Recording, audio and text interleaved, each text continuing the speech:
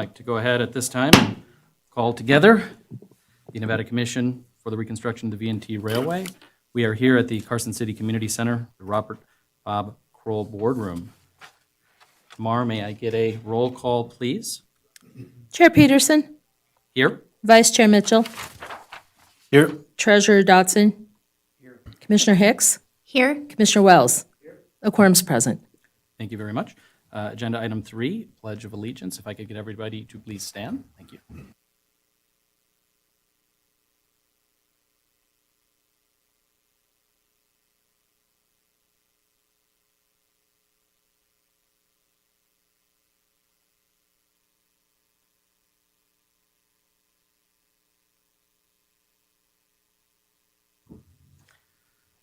Thank you very much. Moving on to agenda item number 4, public comment. At this time, the public is invited to comment on and discuss any topic that is relevant to or within the authority of this public body. Do we have any public comment? We have no public comment. Okay, thank you very much. Moving on to agenda item 5, for possible action, approval of the minutes from the March 25th, 2021 V&T Commission meeting. Has everybody had a chance to take a look at the minutes in your packet? Any questions, concerns? If not, I'll take a motion. This is Denny, and I will make a motion to approve the meeting minutes. Second. Thank you. We have a motion. We have a second. Any further discussion? Seeing none, all those in favor, say aye. Aye. Aye. Any opposed? Motion carries unanimously. Thank you very much. All right. Moving on to agenda item number 6 for possible action, review and possible approval of the strategic plan for the V&T Railway 2021. So I'm going to turn it over to Linda Ritter, if that's all right, Linda. And you take it away. Thank you so much. For the record, Linda Ritter, and I'm here for the last time. Yay, to get your approval of the final plan, you should have received the plan document. I just want to point out just a couple things on the document itself. In the table of contents, we give an overview, the history, some maps, some information on operations, governance, financial assets, the actual plan, an implementation schedule, which is what I really want to focus on today. There it goes. Thank you. But I'd like to spend some time on the tactics and initiatives of the implementation plan, because that's, details what you are going to want to get done over the next 3 years.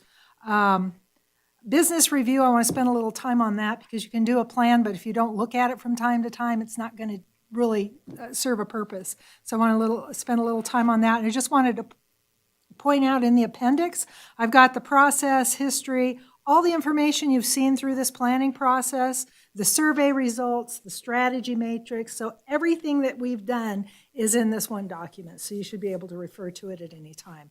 I also have the database, which I'll leave with Chairman Peterson, of the survey data. So if you ever need to go back and take a look at that, you can do that. So let me jump down. This is the strategy map, which shows the that first box is the, oops, let me go back up here, is the mission of the organization. Right here is the mission. Then you've got your goals and your objectives. Okay, so that's the basis. Everything you do as a commission should fall under one of those things. Next, I broke it down into the different goals and objectives, and then talk about tactics. What tactics are actions you're going to take, but they're not specific. They're general activities you're going to look at going in the future. For example, providing regular maintenance, coordinating the rail operations. Then you go to that last column, and it's initiatives, and that's the specific things, the specific activities you're going to take over the next 3 years. So if it's okay, I'll just jump down to the implementation schedule, which will have those. Okay. So on the implementation schedule, I've got the tactics, the initiatives, and then I've got a 3-year time span. Now, it's up to the commission when you would like some of these done, when you were going to target. If you want to add a year, you can certainly do that. But based on our discussion we had, that's where this came from. Let me look at for this for 2021 what you're looking at. There was a discussion about providing or looking for providers for food services. When you have activities going on, looking at the food trucks and such. The other thing was souvenirs. as we don't really have an active souvenir vendor there, and looking at doing that. Let me go down here. There's a lot of discussion about really looking at all of your agreements, strengthening all those operating agreements, and really focusing this first year on getting that structure put together and solid. So strengthening all of your maintenance agreements, which I see you've got a lot of agreements on your agenda today, so you're ahead of it. Looking at operational protocols to include safety, strengthening the operators agreements, which I know you have that on here as well. There is some discussion about the current security at the site, at the depot site, and what I picked up was that's something that you want to pursue right away. Strengthening everything, all the agreements with eye towards continuity of operations over time. So as you look at each one of these agreements, you want to build something in to provide some continuity. Establish uniform after-event reporting so you can really analyze the event and activity success. So every time you have something go on, you should get a report from your operations manager so you know whether, hey, was this a good thing to do or not. And that's really for the first year. The second year, any questions on that first year activities? Okay. Second year is when you get into some of the some marketing things, a common portal for information for visitors, looking at cooperative events with other attractions, visitor packages with hotels, and really start looking at those visitor packages. That would be year 2. By then, you're going to have a new operator that's got some experience, is going to be able to help you through that, and that's why we put that on too. Looking at working with tour operators currently engaged with the region and looking for ways of packaging that way. Offering packages that also include other cultural events. We've got a lot of museums here. And then the other thing was really looking at the training and the recruitment of volunteers and building that up. The last one was for next year is examining the possibility of local discounts for events and activities to really engage the local population in what you're doing because they can be great ambassadors for you. That third year is looking at additional theme trains and events based on customer input. And when we did the survey, there was a very long list of things, but some things really did rise to the top. Looking at themed events that can operate when Virginia City is restricted because of all the activities going on there. What else can you use the tracks for? And then looking at pursuing commercial sponsorships for the trains, rails, rail bikes, and events, and looking at a fundraising event for the railway, and really perhaps encourage the nonprofit wing to really get started on the fundraising. Okay. Any questions on the schedule? Any changes you would like to see on the implementation schedule? Anybody?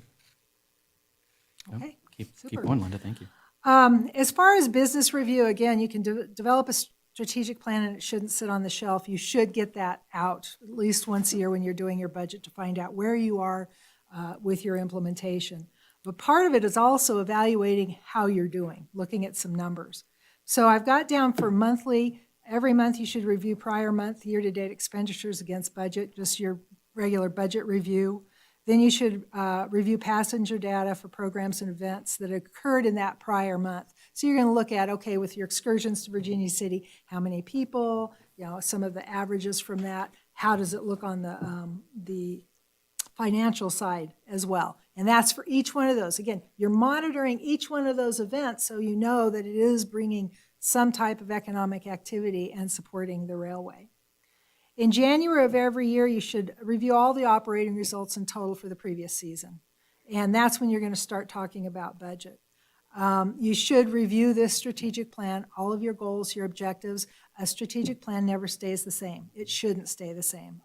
You should look at that and find out, do we need to move in different directions? So you're going to add, every year you should add another year onto that 3-year implementation plan. Okay, and then begin your budget preparation, taking into consideration any changes to that strategic plan. February, you should approve your operations plan for the upcoming season, so you know what's going to happen on the ground. Your budget has to be finalized in April, anywhere from April to May, And then I put on as needed, seek input from customers, because I think surveying a lot of your customers was very helpful to find out what kind of things they were interested in. Okay. And that's it. Again, there's the appendix. You've got all the information that you saw throughout this process is included in this plan. So that's it.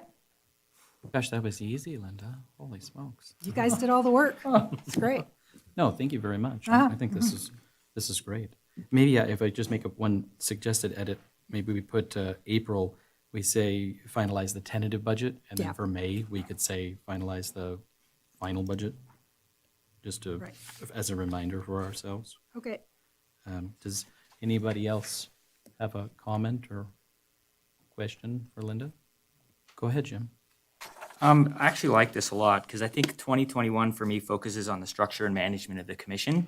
2022, you're looking at marketing and training, so you have themes. And then 2023, you're expanding your events and your promotional or your sponsorship type opportunities. I love it. I think that falls into buckets that really are the structure that we should be looking at. Right on board with having some standardized reporting that we can look at, and you just see right. It just pops off the page whether it was a good or a bad event. I think that we can work on getting some standardized formats. I think that's a fantastic idea. Good. Thank you, Jim. That's great. Anybody else? Yeah, I'll just second what Jim said. I think it's an excellent guiding document. I think it's intuitive, right? And that's helpful because then it means it's more likely to actually use it. Right. So, thank you. Good work. Okay. Thank you.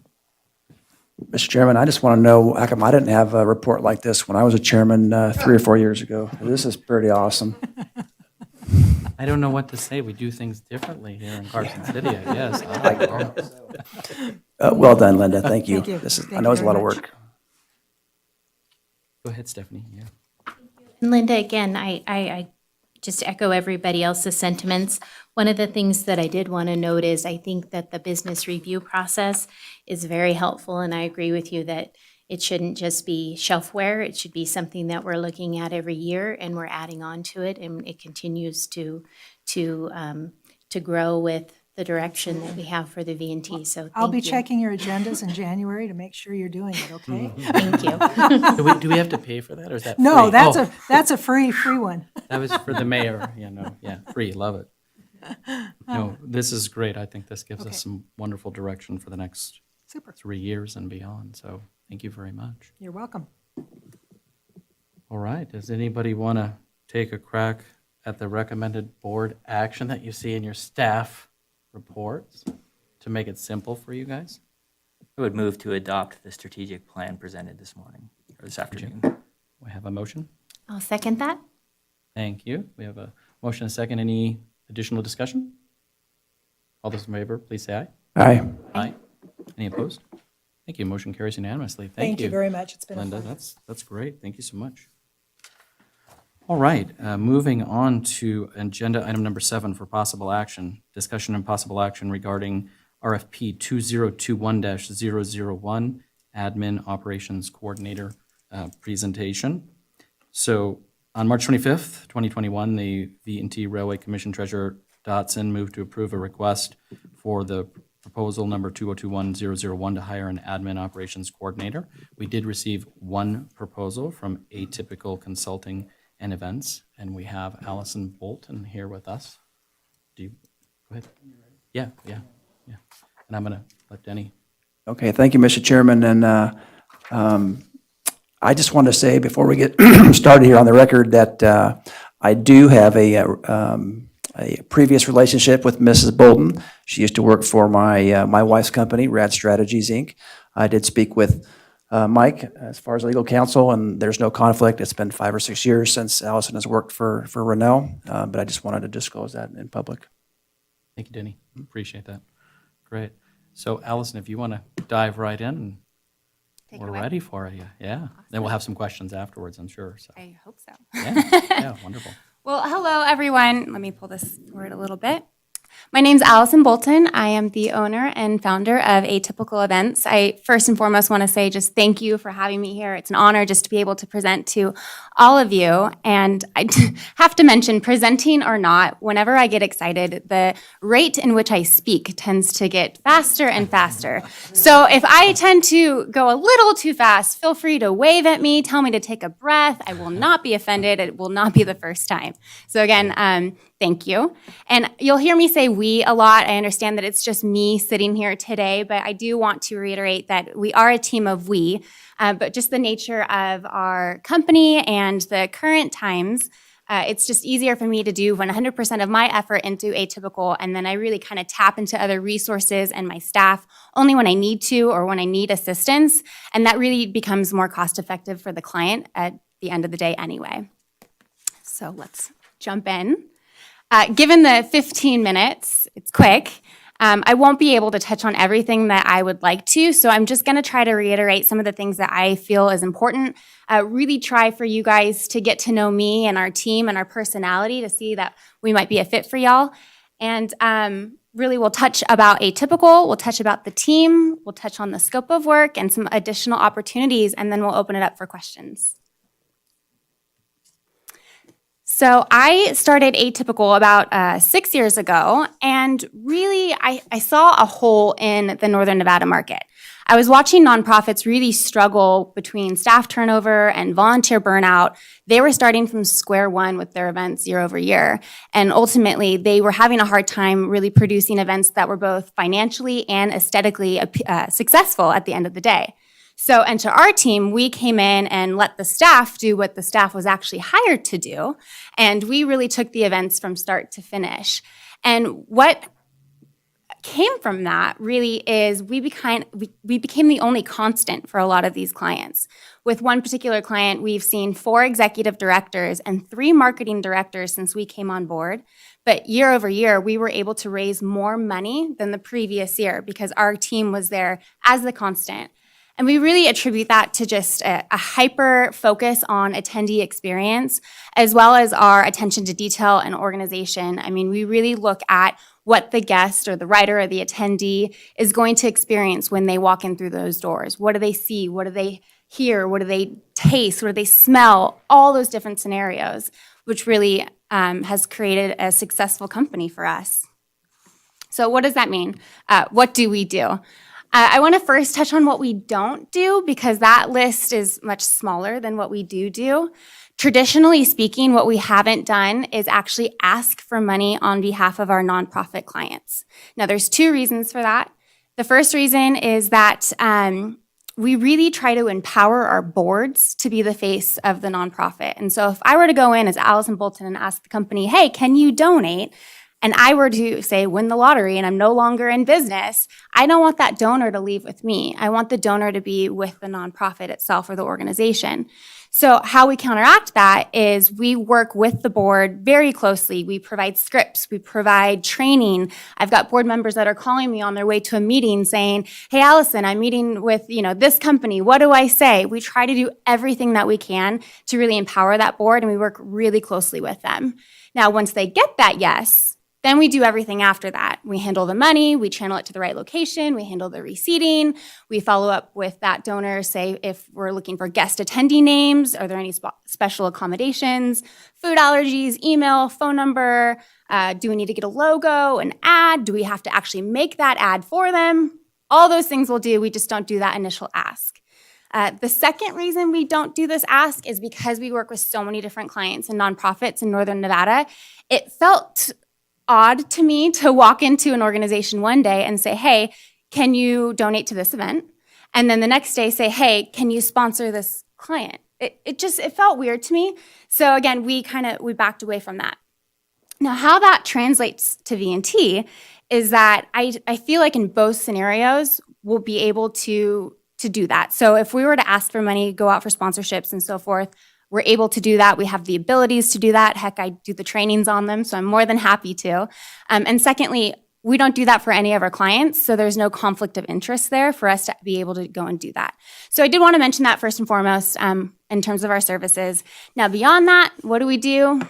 gosh, I mean, it's everything from the marketing side, public relations, media buying, social media, e-blast, to the logistical side, the attendee experience side, handling the budgets, the event recaps, board trainings, so many things.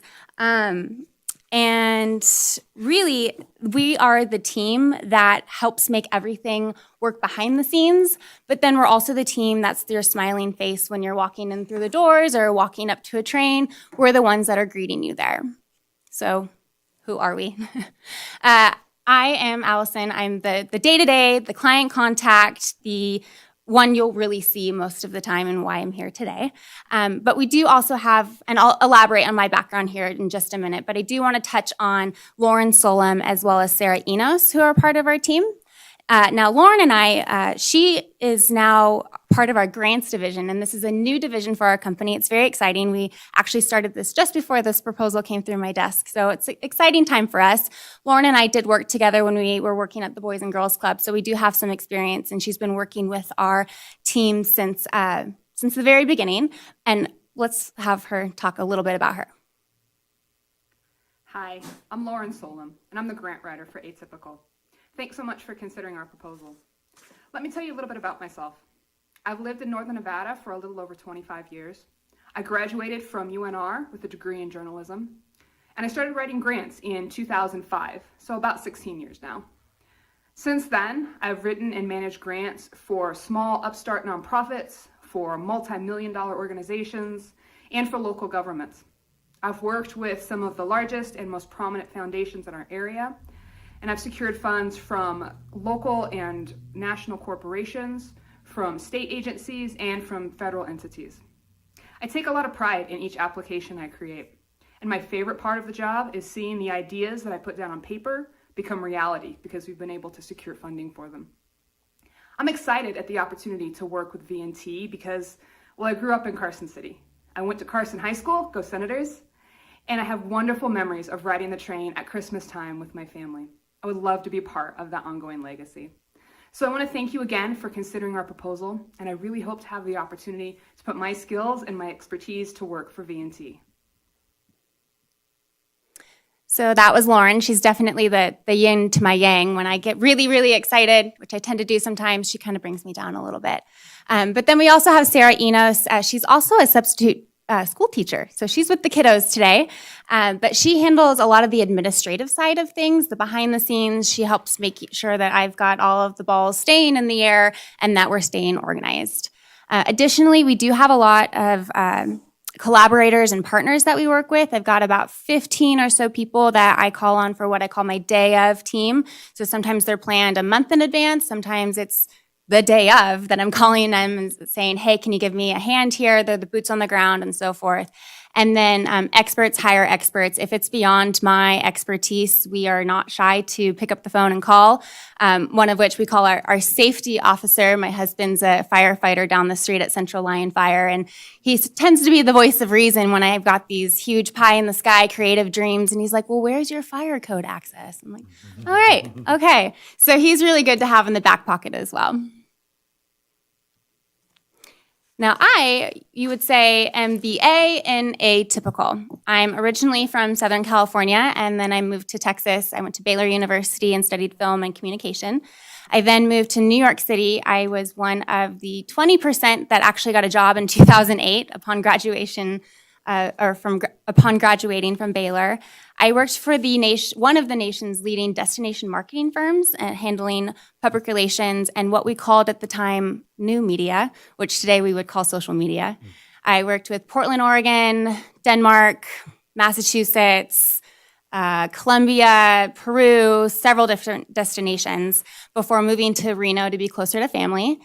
Subsequently, I ended up working with a little bit more close to home destinations, such as Denny mentioned, Virginia City, Carson Valley, Nevada Silver Trails, to name a few.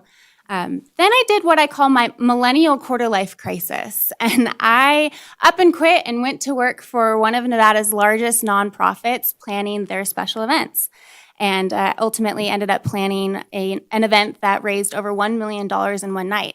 So you have this marketing side of me where I understand the DMO tourist side, and then I also have the skills, abilities on the attraction, planning side, logistical, really hands-on tactical side of things, which I feel like makes me a pretty unique partner for V&T in that I really get both sides of it.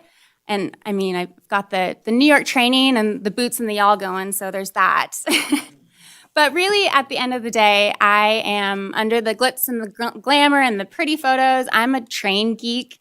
I grew up loving trains with my dad. We went out to Paris, California often and went to the train museum there. We went to Disneyland, and I would constantly ask to go on the train that rides around Disneyland, which is actually run by biodiesel from their leftover French fry oil, if you didn't know that. So they save millions of dollars by doing that.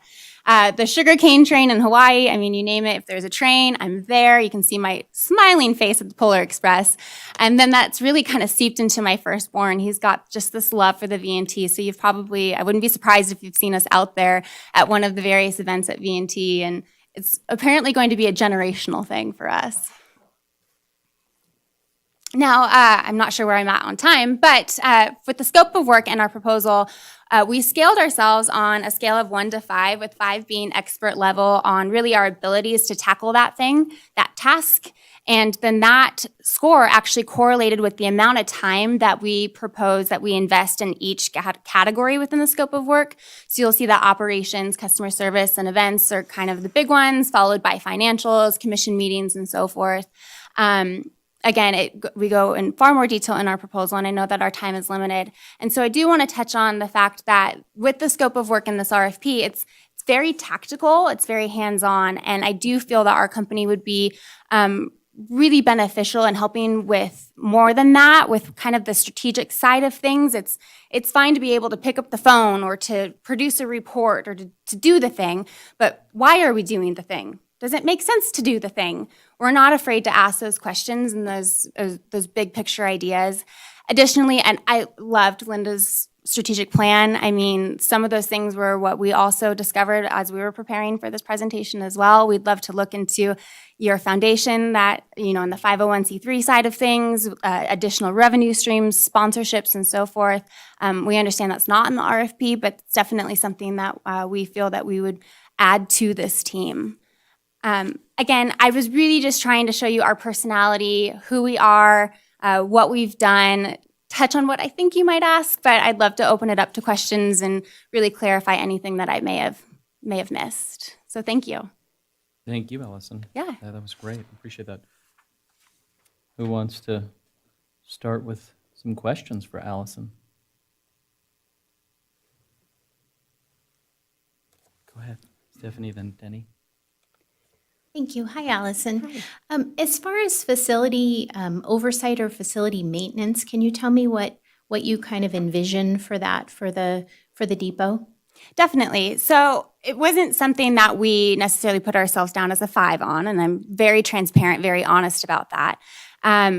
We are very resourceful, and so we understand that there's going to be a learning curve no matter what. With any client, there's a learning curve for us to fully understand what's it going to take to function with the depot or the train and so forth. And so we'll hope to look at what's been done, put a plan in place, make those phone calls if we need to, schedule what we need to, but really lean on experts for that. I'm not going to be able to say, you know, this is how we're going to fix the roof and so forth. Not my expertise, but definitely comfortable in tapping those resources. Denny, go ahead. Go ahead. Allison, hey, walk us what you would envision if we were to work out an agreement here to be your first 30 days, your first 6 months, maybe your first year. What would be the first the things that would come to mind that you'd want to accomplish in those timeframes? First and foremost, what comes to mind is the policies and procedures. I mean, really looking at a process in which we have done things. Has it worked? A process in which we need to do things. You've got a great strategic plan now, putting a plan a little bit more, she used the word tactics, but a little bit more granular of what does it look like to put some of those things in place. And beyond that, then, you know, establishing communication and how that works, who's my point of contact for each various scope of work. And then beyond that, then looking into revenue streams. But I think first, policies, procedures, how are we going to run this, and then look into expansion beyond that.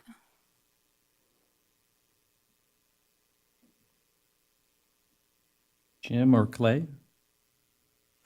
Yeah, hi, Allison. I think my mind immediately goes to some of the more mundane tasks and just what kind of color can you give as far as, I mean, answering phones, customer service, those kind of things. Do you have thoughts as far as structure or how to handle that?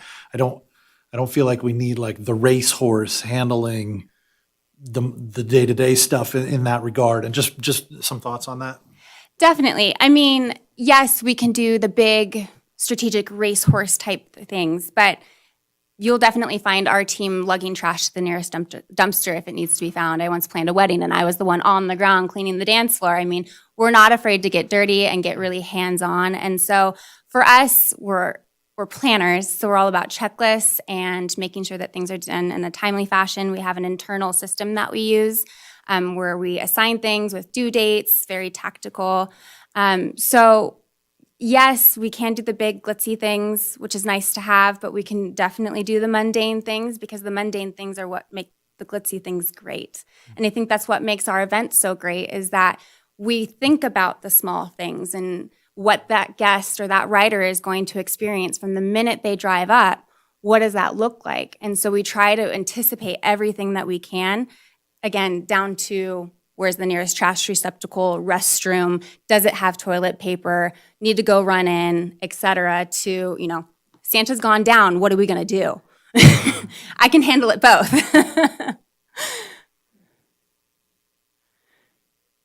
Any follow-up, Clay or Denny? You good? Allison, one more for you here. You've watched the train from afar. You've worked with Tom a little bit up in Virginia City. In your opinion, what are the opportunities for the V&T Commission? Honest. Honest? Yes. I think really cohesion is the first thing I want to say. I think for so long it's been running kind of disjointed a bit. And yes, I've worked with Tom. He's great. And I think we just really need to bring it together and create this universal brand that then creates riders that are very loyal, that are coming back more than just Polar. And so I think what we really have to look at is creating, yes, it's an attraction, but the V&T and the train, it's a culture. You've got very loyal followers, but we need to tap in outside of that for it to sustain much longer, in my opinion.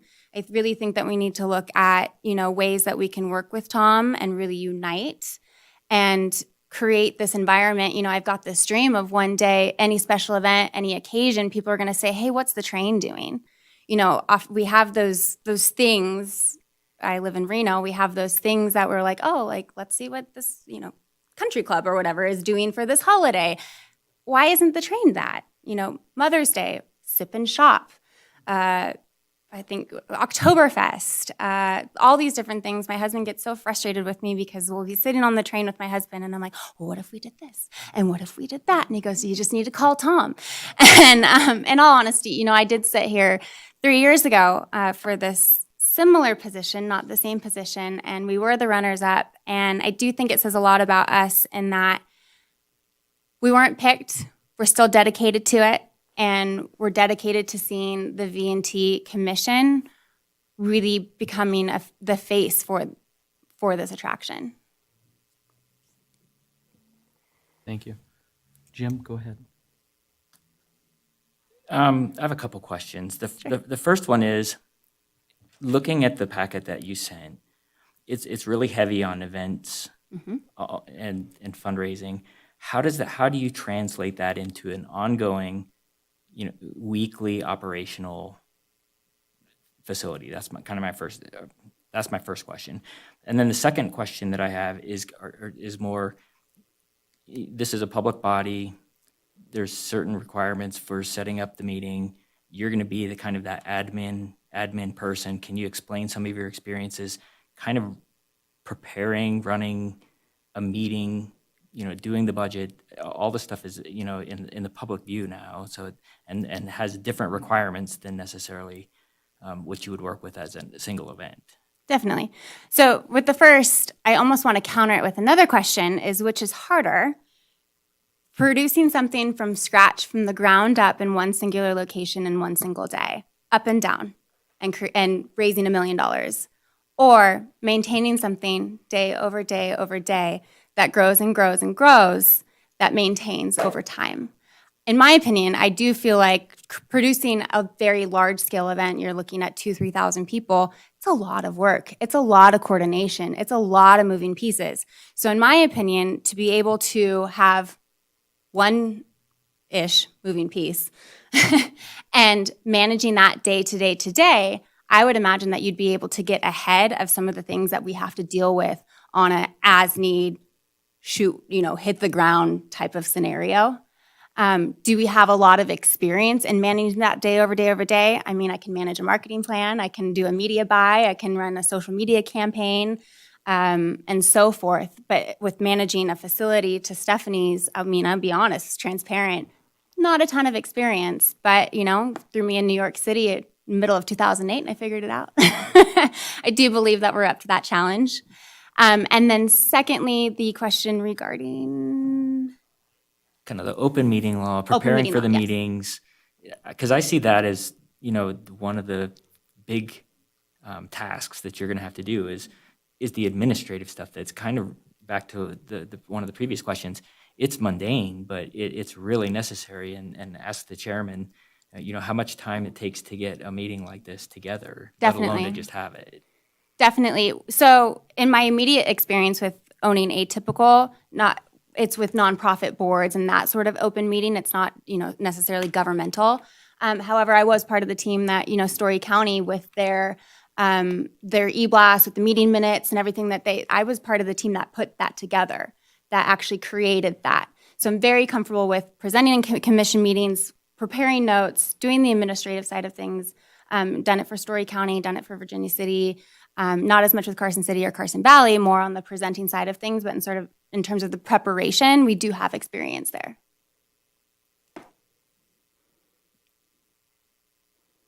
Any other questions? Any follow-up?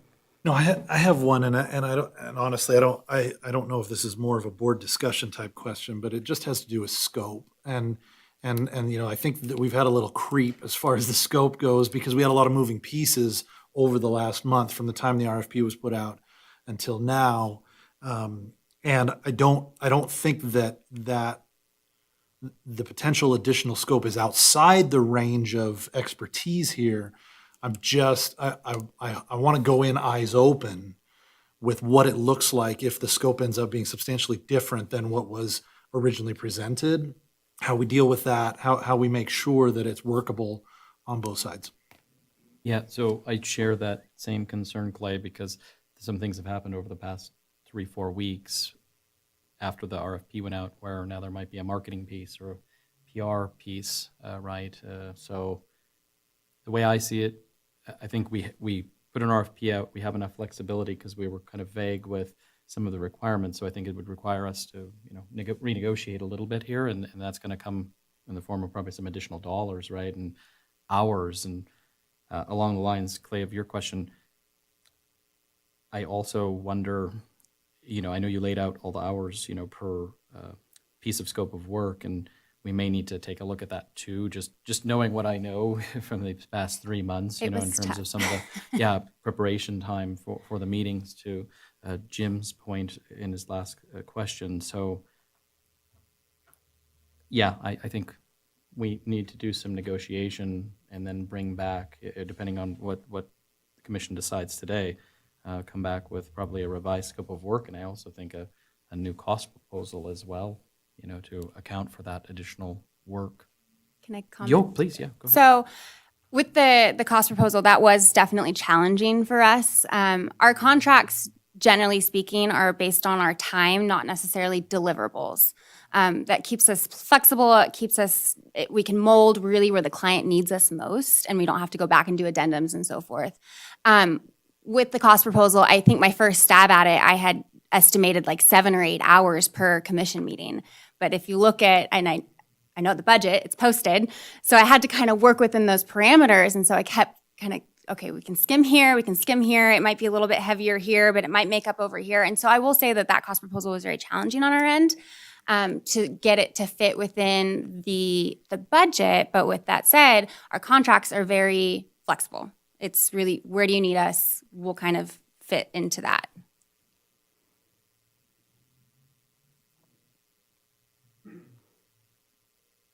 So I appreciate that, Allison. Thank you for clarifying that. If it turns out that we do need some help, let's just say from a marketing perspective, or as you said, making a media buy, I'm thinking in the short term, right, for this calendar season, like the train season, is that something you're open to? Considering, expanding a little bit on the scope of work? Okay, Definitely something we can handle, yes. okay. Is there anything anybody feels is missing based on the different components of the scope of work in the cost proposal? Outside of just maybe, it might not be enough hours, perhaps, but is there anything anybody sees that's missing? Mr. Chairman, just, I know the agenda item is later in today's meeting, but Jim and I did look at making some flexibility within the budget, the best way I think I can describe it, knowing that we are going to have to probably move some pieces around a little bit. Some of it has not been solidified yet. So we did allocate some adjustments in there, I think, and we can still do even more if need be before we submit the final. That's great. And I'm thinking when you said you looked at the budget, you were perhaps looking at the tentative budget from last month. Okay, yeah, and Denny is correct. So we've already made some revisions based on what's happened in the last 3-4 weeks. So, okay. Go ahead, Stephanie. Is in regards to your question about whether there's anything missing, I don't think that there is. I think as far as the buckets of items under scope of work, I think we're covering everything. The reason for my question about the facility oversight is that the amount of time that was, placed in there was 2 hours a month. And I think even if you're calling in the experts, though, there may be things that are going to take longer than that. And being fairly new to the commission, I understand that, Elaine had a team of people that even, cleaned the restrooms and did things like that. So I think, I guess what I'm trying to say is knowing that there's some flexibility in the scope and in the hours and how we want to adjust that, I think that's an area that, should definitely be considered, that it just might take a little bit more time, even if you're bringing in some people. Completely agree, yeah. Yeah, so I think if we all like and we want to move forward, and working on a contract, I'm happy to do that with Allison. I think today, the motion is to try and get a contract together with the opportunity to change, modify a little bit the scope of work within the confines of the RFP, and then the associated hours and cost, and then like to bring that back, I think, for the May 18th meeting, if at all possible. And selfishly, I'd love to get someone on board the next day. That would be wonderful, just personally speaking. But I think we do need to have some negotiation for sure. Especially if we're going to look at the marketing PR. The website is in there as well, and we probably will need some assistance with that too. So, can I just ask you a question? So, we do have a lot of different people, right? Companies and involved. We've got Gabe and Ken and Mike and Tom, and now we have the Freedom Rail guys. Sometimes the things that are going on out there, we may be putting people and companies against one another a little bit. I mean, not in a bad way, but we're trying to run rail bikes, and then we need to get cars off the tracks, or we need to get maintenance done and things of that nature. You'll kind of be that person to help, right? Navigate these things as they come up. How do you deal with that? With some strong personalities out there that we have partnerships with, and how'd you handle something like that? Everybody needs to be on the track at the same time, but Have you ever not dealt with a everybody can be. nonprofit board before? Honestly, personalities, we mold and we adapt really, really well. Have we dealt with strong personalities? Yes. Have we gotten in conflict with personalities? Yes. Have we mitigated conflict? Yes. Have we been in the middle of a legal battle? Yes. It's definitely something that we try to do with a smile as best we can, but as stern as we can when we need to be. Clearly, I tend to be a little bit more bubbly, creative, glass is always half full type of personality, but I don't want that to overshadow the fact that when it comes down to business, business is business. And trying to serve it with honey is the way that I would approach it. And we do live close, or I live close to the train. I live in the Virginia foothills, so just a quick shot up to VC or just right down 50. Thank you. And you don't have any issue working at the depot? You know, we have the office in there and. I mean, events Computer. are very busy right now.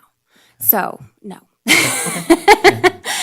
I hear you. Yes. Coming back, though. Yes, Coming they're back. starting to come back, but this is definitely something that we're excited about. I want to be there physically and as best and as much as I can be. That's great. And if I could just, sorry, I don't want to ask a bunch of questions in a row, but I just wondered with PEX, Polar Express, and we're looking obviously at having that later this year. Are you comfortable to go and do training? And I think it's in Colorado, Denny, if I'm not mistaken. Yeah, do you have any issue with that this summer when they do, I don't know, it's a week or 5 days or whatever the case may be, but we do have the budget set aside to send. Yep, somebody we're there. comfortable traveling right now, and Okay. we can handle that definitely. Wonderful. Thank Our you. schedule currently with our clients, I mean, A, I've got staff and help that can manage things while I'm gone, but B, things are a little bit lighter in the summer. Fundraising is not necessarily a huge time of year in the summer. Okay. And then just one last question, then I'll promise I'll be quiet. Is there something that you think that the commission that we should be doing that we're not doing as it relates to the V&T Railway and just in a general sense? In the general sense, I go back to really tapping into this culture and utilizing your writers as your team. I mean, I think so much of it can often be a little monologue-esque, and Linda, I mean, has you guys on the right track for sure. But being a little bit more interactive, different ways that we can pull that into the train and into the writer experience, I think is what's going to take us into the next generation. What would your recommendation? How would we go about doing that? I mean, I would love to do an RFID beacon technology as you're riding the train. I think that'd be phenomenal.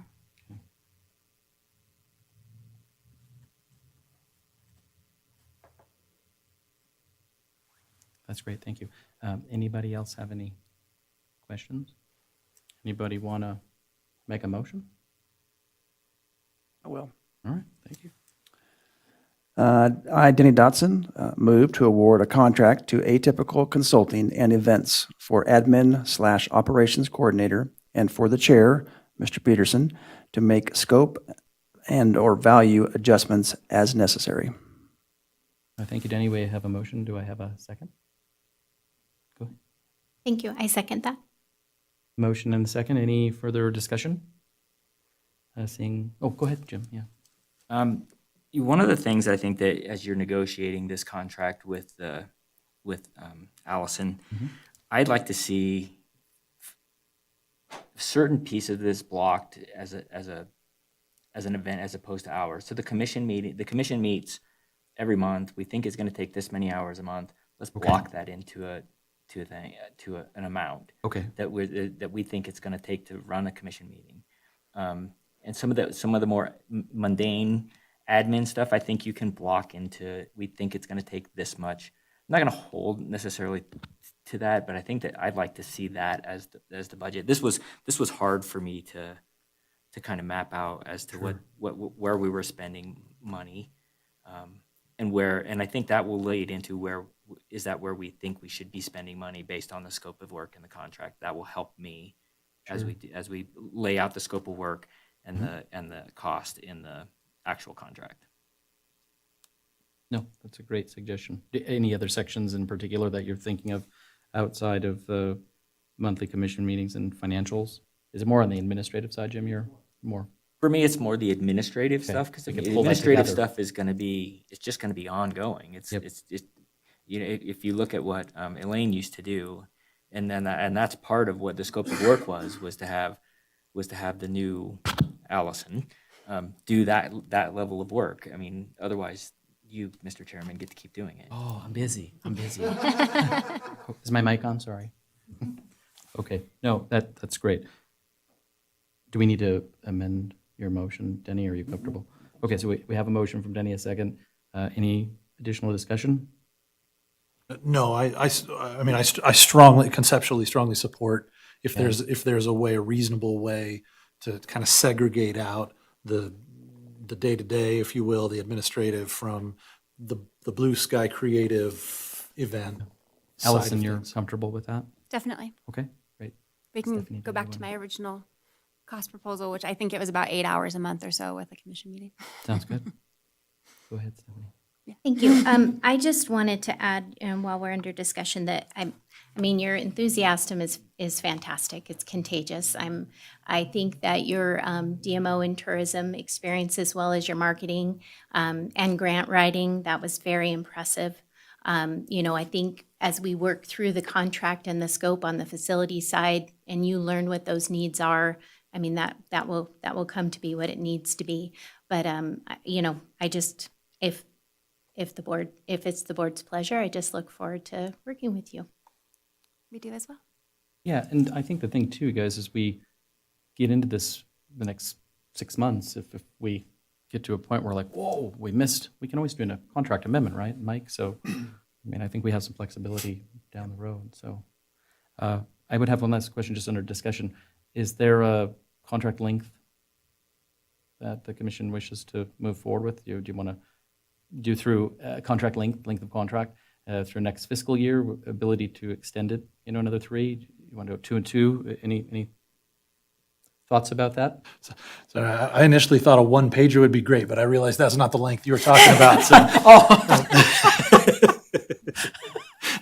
Physical length of work. I understand. It took me a minute. I'm the slow one down here. It's all good. Yeah, go ahead, Jim.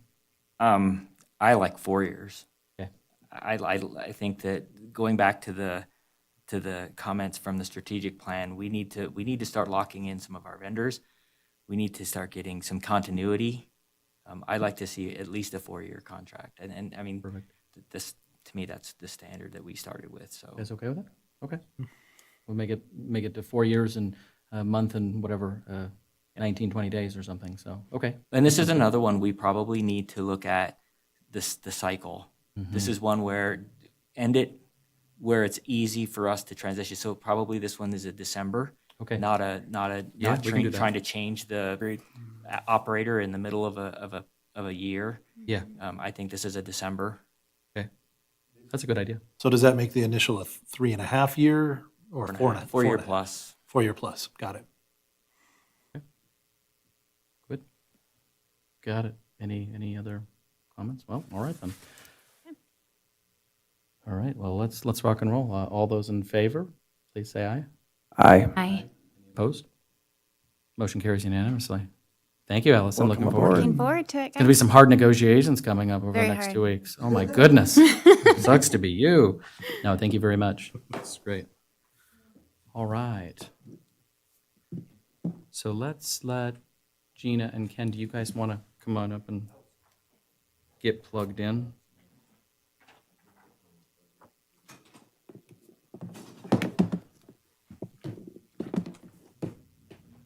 Just give these guys a second. All right, we are on agenda item number 8 for discussion only. We have a presentation of the Battle Axe and Tracks event, and we have E720 with us. We have Ken Farley and Gina Lopez, who are going to present for the commission a potential event to be held October 2nd and 3rd, 2021 at the East Gate Depot. So with that, I'm going to Roll call. Boom. let Ken take it away.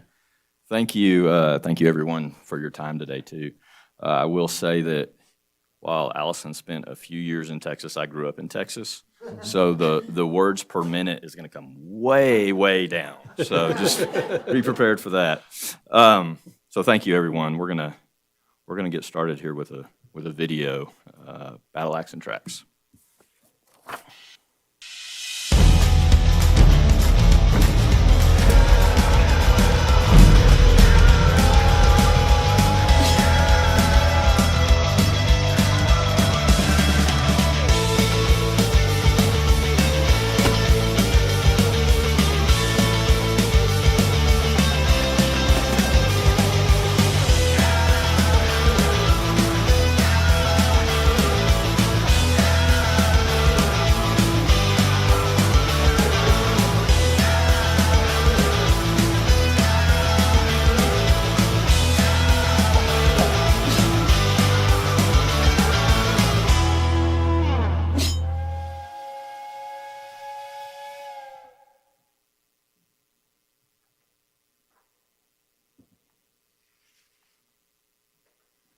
Okay, so just a little bit about the video. We're going to make that announcement on May 18th for our lineup. So sneak preview for you guys and everyone out there. So who is E720 and what is E720? So we're E720. We formed the company this year with the main theme being Battle Action Tracks event this year to kick us off. It's been a unique year last year, of course, with COVID and everything else. And when we got together, we came up with this idea, and we feel like it's a perfect time, not only for the public, but for Carson City and Virginia City in our area. So the Eastgate Depot was our first and only choice for the event. It's a perfect area for what we're going to do and to bring in all of the resources, not only at the depot, but here in Carson City and Virginia City also. Perfect location for us. It's a multi-day music festival. We're going to take everything that we have out there, the rail bikes and some other events that we're going to do. We're here to work with Carson City, work with Virginia City, and work with those businesses. It's a rock and blues focused event, guitar based, and we have chosen some incredible artists and some that have performed here in Carson City before and many have not. So, and like I said, the goal of the festival is to work with everyone here in Carson City. We've already spoken with a lot of the properties. Our goal is to not just have people come into Carson City and camp and bring their own food. This is a regional, we're reaching out regionally. We would like to have people come here to Carson City, to come to Virginia City, to see our area and all of the resources that we have here to offer to everyone. Like I said, all of the business leaders here, we've already worked, we've talked with a lot of the business leaders here in Carson City already in getting those things lined up with us. And it's really a shared event that we want to have with everyone here in Carson City. It's just not about E720, it's about Carson City and, of course, everything in Virginia City also. So our lineup, you saw a little bit of that in the video, but we'll have a little bit more right here. So you may not know the name Kenny Wayne Shepherd. If you don't, you probably know this song, nominated for 5 Grammy Awards.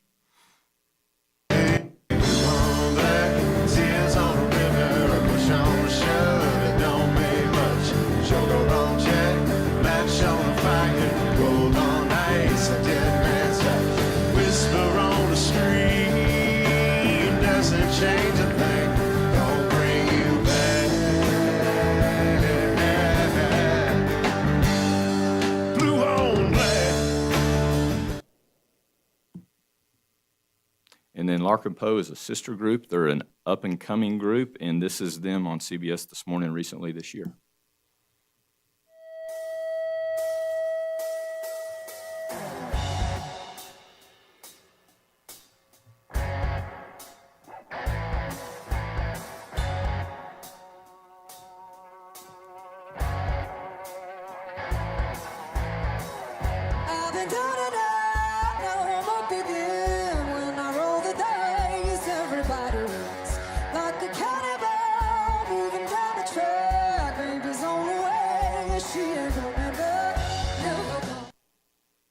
And one of the things about Larkin Poe is when we talk to some younger people that we know in the music industry, they really, really get excited and are really pumped to have Larkin Poe here. So, one more. North Mississippi All-Stars, recently nominated this year for a Grammy Award. They didn't win, but an incredible group, obviously, from Mississippi.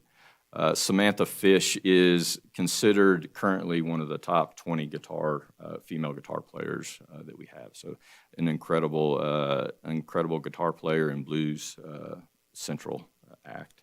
Carolyn Wonderland has a voice that we actually fear may kind of challenge some of our top headliners. She's an incredible act too. So when I say kid, I literally mean a kid. Taz is 17 years old. He is a good guitar phenom. He's actually played this year the national anthem for the Kansas City Chiefs playoff game. So he's going to amaze some people.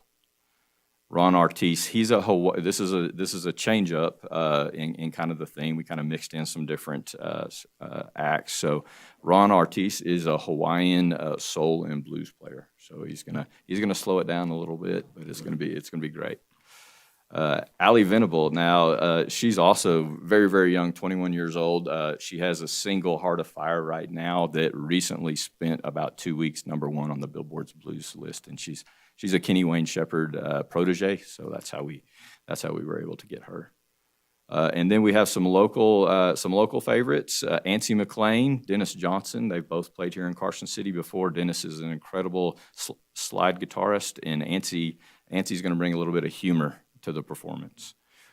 Ian Moore out of Seattle. He's also played here in Carson City. So what we did this on purpose, is we picked the regional things, and then we picked acts from locally to bring the local people here also. And Jelly Bread out of Reno is a huge favorite, not only in Reno, but here in Carson City. Eric Anderson is also from Reno. And then Spike McGuire from Reno. Now, Spike is going to do something that's going to be unique for us, that is really going to be part of the rail bikes. During the concert, we are going to have the rail bikes running past one of our stages and out to the canyon. When they get out to the canyon and they do the turnaround out at the canyon, we're going to have Spike out there, and he's going to be playing for everyone during that time period that they're turning everything around. We're going to have a campfire and s'mores like that, just to keep the experience going. So how did we select these artists? So not only did we want the theme of the guitar and blues, but we really focused on social media for a couple of reasons. One, obviously, to sell some tickets to people outside of the region. So our artist reach, what we focused on was Instagram, Facebook, Spotify listeners, and an app called Bands in Town, which is an app, if you're not familiar with it, that you can put one of your favorite bands into it, and it will tell you when they're performing close to you. So that was one of the other criteria that we used. As you can see, it's a considerable reach, total of over 5 million with the artist, and those don't even include the local artists. So that's just our regional reach, which is really, really significant for two reasons. One, like I said, selling tickets to people outside of our region, but also that sponsorship dollars, because not only is it going to be a sponsorship for here in this area and the 3,000 people that are going to be out at the concert, but that reach is what we're going to be pushing out to through our artists and through all of our other channels. The projected economic impact, as I said, we're expecting to sell at least 3,000 tickets, up to a maximum of 4,000, but we're really focusing on that 3,000 to 3,500 range is where we feel. With at least 20% of those attendees staying for 2 nights, one of the things that we did when we focused on our lineup and when each of the acts were going to be playing was, for instance, on Sunday night, Kenny Wayne Shepherd is our last act, and he goes on at 8:30. So those people aren't going to be running out of town at 6 o'clock on Sunday. They got one more night that they're going to get to stay with us here. So on a spending average of $120 per day on accommodations, food, beverage, retail, recreation, gaming, and transportation, we expect to infuse our local economy with approximately $700,000 over the weekend. The other activities, some of which I've already talked about, we're working with Tom in Virginia City on having some rail cars down there for people to tour and also, experience out there. The rail bikes, we're working with Freedom Trail. Also, what's that? Freedom Rail. Oh, I'm sorry. I was thinking too fast. Freedom Rail, we're working with Freedom Rail on a contract to keep those running, like I said, throughout the weekend during the concert.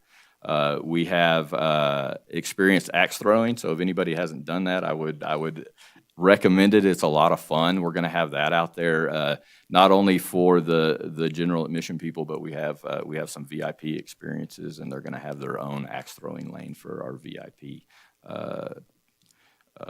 attendees. The guitar competition, have not talked about that. Friday night here in Carson City, downtown, we're going to have a guitar competition for local people.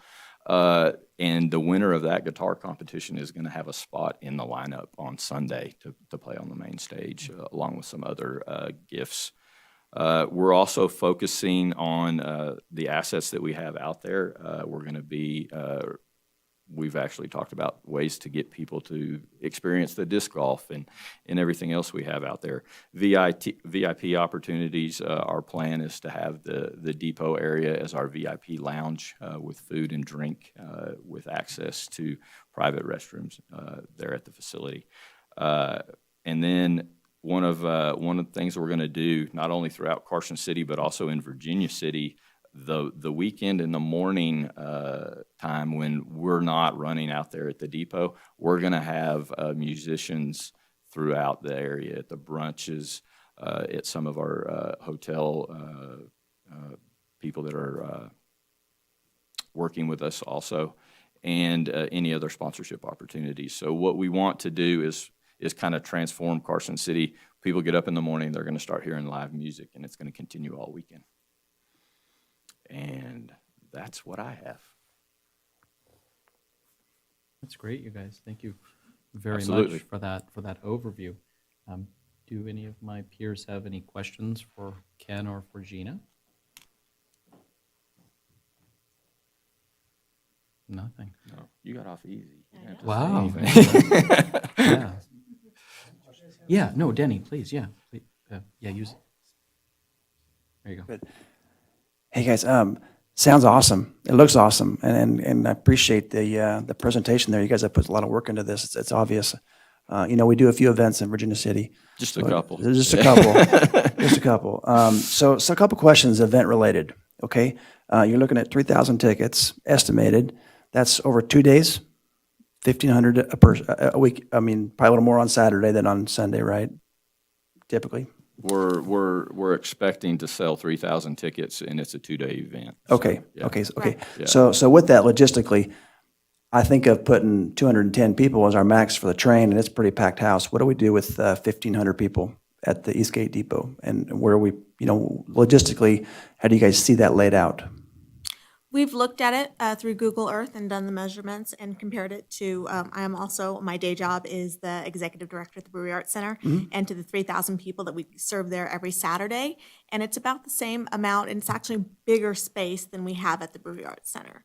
So we're looking at it just in comparison to other events that we've done in the past. And there's really natural barriers that lead itself to limit space, but also open up space for all those people. We're using the entire, it's the entire parking lot. Okay, so the parking lot is Basically. where the stage would be? The two stages. Two There's stages? 2 stages, Okay. yeah. So how do you do parking then? And do shuttles or?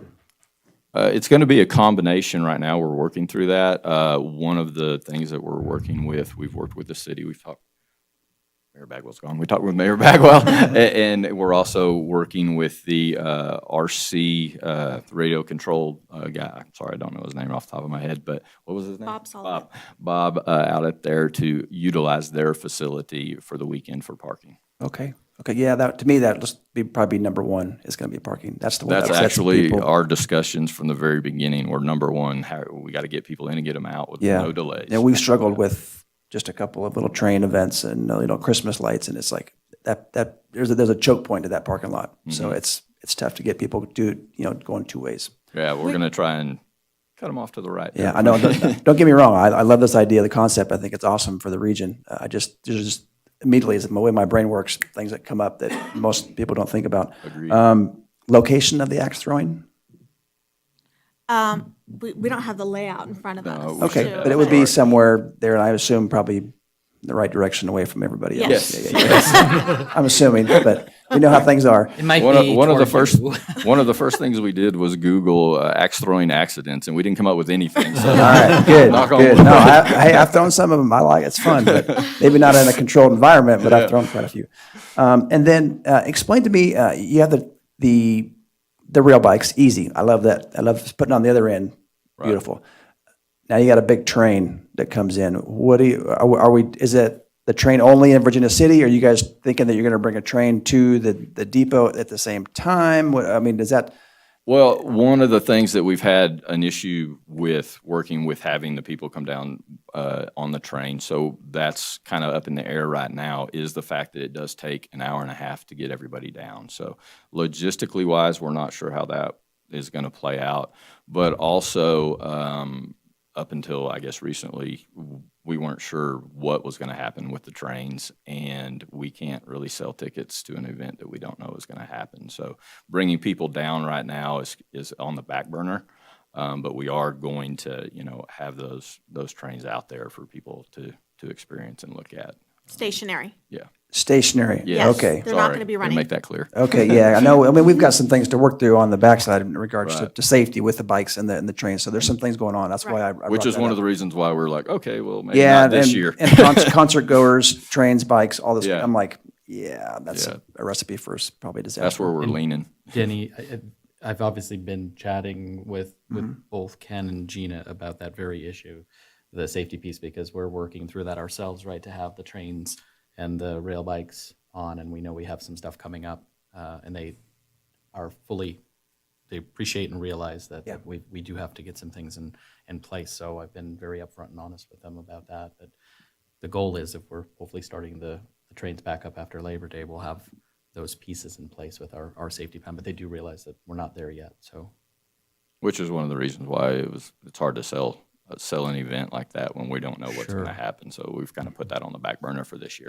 yeah, I Yeah, know and that's as we get into, again, a later agenda item on our schedule, Yes. that weekend could be up in the air, but which is totally flexible. We didn't, we know there's going to be changes. This is just a placeholder, if you will. So Yeah, because these guys actually wanted to do. We're talking about that RFID, that bracelet stuff earlier. They wanted to be able to one-stop shop, right? Book the rail bike, book a train, book, go to a museum, go do this, go do that, right? Whole 9 yards. So some things maybe, some things they realize we're working through some details on that. Right. So. And this isn't a one-year event, so we'll refine it and improve it Yeah. as we go forward. No, that was going to be my question. I mean, I know we're trying to work on, you're presenting about this year, but you guys are looking to have this be something that takes place annually. Then, or- Absolutely. We really and truly our goal is to have this to be one of the signature events for the whole area as we go forward. That's great. Great. Any other questions? Okay. Wonderful. All right. Well, Thank you. Thank you Thank both. you, everyone. Yeah, for presenting today. We're going to take up the next agenda item. You guys can stay just in case something does, if you don't mind. Sorry, I don't mean to direct you, but just in case something comes up. So we'll move on to agenda number 9 for possible action.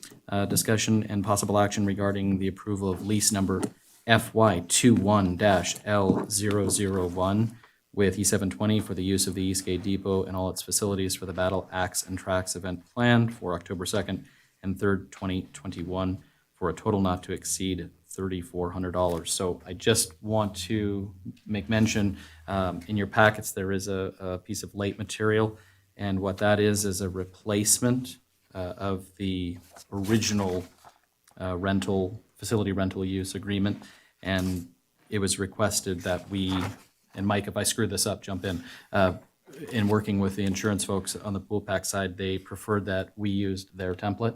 So that's the late material piece that you all had sent to you by Chris on my team, and then a hard copy was here for each of you. So that's what we have for consideration under this particular agenda item. So if there are any questions, I certainly want to. Yeah, go ahead. Oh, it's okay, Jim, sorry. So my question is on section 1, it says this fee includes all tables, chairs, video screens, blah, blah, blah. Does that mean that the commission is responsible for paying for all that stuff? And if so, what is the cost? Do we have that material? Would we lease it? Where do we get it? How much is that part of it? No, that's just the stuff that we have up there. Okay. Yeah, so and you guys come up if you don't mind. If they need anything beyond what we have, they will actually provide that for the purpose of the That's event. literally just the stuff that we already own? Yeah. That's already out at the depot? That's at the depot. Yeah. Yeah, because we have this, like when you come in for the rail bikes or trains, we've got the tables, we have the chairs, we got the video screen. All that's already up there as people are waiting, to take the rail bikes or the train. So yeah, I'm not suggesting that we're purchasing any. No, we're not extra. asking. We're not asking for you to purchase anything Yeah. at all. just making use of what we already own as the commission. In fact, we're planning on a leave no trace model. We're going to take all your toilet paper and paper towels and put them aside, and then bring everything in, and then take it when we go. And trash. And does, Go ahead. Oh, sorry, yeah. Thank you. I just wanted to kind of follow up a little bit on Denny's earlier question about the accessibility of the site and parking and those sorts of things, and just note that the city has been in conversations with Gina and Ken. And so under that section 1, there is the inclusion that they have to receive a special event permit, and that is through the city and any other applicable approvals. So they'll be working with our staff through that process to ensure that they have a circulation plan that is acceptable, and the fire department is happy with, the layout and all of those things. So we look forward to working with you on it. Major plan review coming up Yes. shortly. And then, thank you for bringing that up. And then the other thing too, I did add, and Gina and Ken were wonderfully on board with this, letter K under section 3. They're obviously going to be promoting the V&T Railway Commission and the depot and our respective cities too, just, from Denny perspective and my perspective as well. So I've got that included in here under K, letter K in section 3. Did you want to? Yeah, Go I ahead, just Denny. have one Yeah. thing I wanted to bring, just a point, I guess, in regards to, and it's going to go back to budget a little bit. If we have this event, and you got the rail bikes going, and that's all, it's wonderful. And there's going to be some non-measurables here as far as the value that we get, all right? Okay, and it's like sales tax. Yeah, it's going to help. But if you look at just black and white on what we would be on a regular run for the V&T, if we had a full load of cars with a diesel, you're looking at our cost versus a maximum revenue of $8,400, a difference of about $3,000 on one day. If you run a diesel, maybe it's a little bit more. Again, that's a max capacity. So you're looking at about, if we don't run on that weekend, potential revenue loss could be $2,500 to $3,000. So just a FYI, I think it's, again, one of the things you have to measure. Is that a form of a sponsorship? Is that contributing back to the local economy like we want to do? Is it, there's some things that you can't measure. And does it grow? Yeah, you got to start somewhere. But I thought it was important just to bring that up. If we don't run, we don't have the train, which we're intending to hopefully run by September 1st. But you pull that weekend out, there would be a little bit on the budget. But again, it's all within our numbers. Danny, just to clarify, is that if we offset the train revenue, is that after the $3,400 for the depot lease? We're still in the negative? Yeah, I was Okay. jumping ahead there a little bit. Okay. So basically, depends if you ran diesel, you make about, and we ran at full capacity, which we typically in this time of year you might. It's about $3,000 net. If you run the steam, maybe it's about $4,000 net. So you do that over 2 days, that's $6,000 or $8,000 minus a 3. There's your difference. Jim, Go ahead, Jim. And that was actually one of my comments, concerns, whatever you want to call it, is if you look at the budget materials, that weekend is the outhouse races. I would have expected those trains to be relatively full going up to Virginia City for the day. And now you're not running them. And so, you're trading out one source of revenue for another. We're first and foremost a train. And I think that going forward, I think that we need to be coordinating events so that we're not taking a weekend like that off the schedule when you think we would be having more people going up to Virginia City than a normal weekend at that time of year. So that was one of my concerns when I saw the dates. I don't disagree. I think coordination of events is important, and I know you guys were working on the budget side of things for the events, and then I wasn't even thinking about that as we were dividing and conquering, and I was trying to work with these guys to get something, to come forward for consideration by the commission.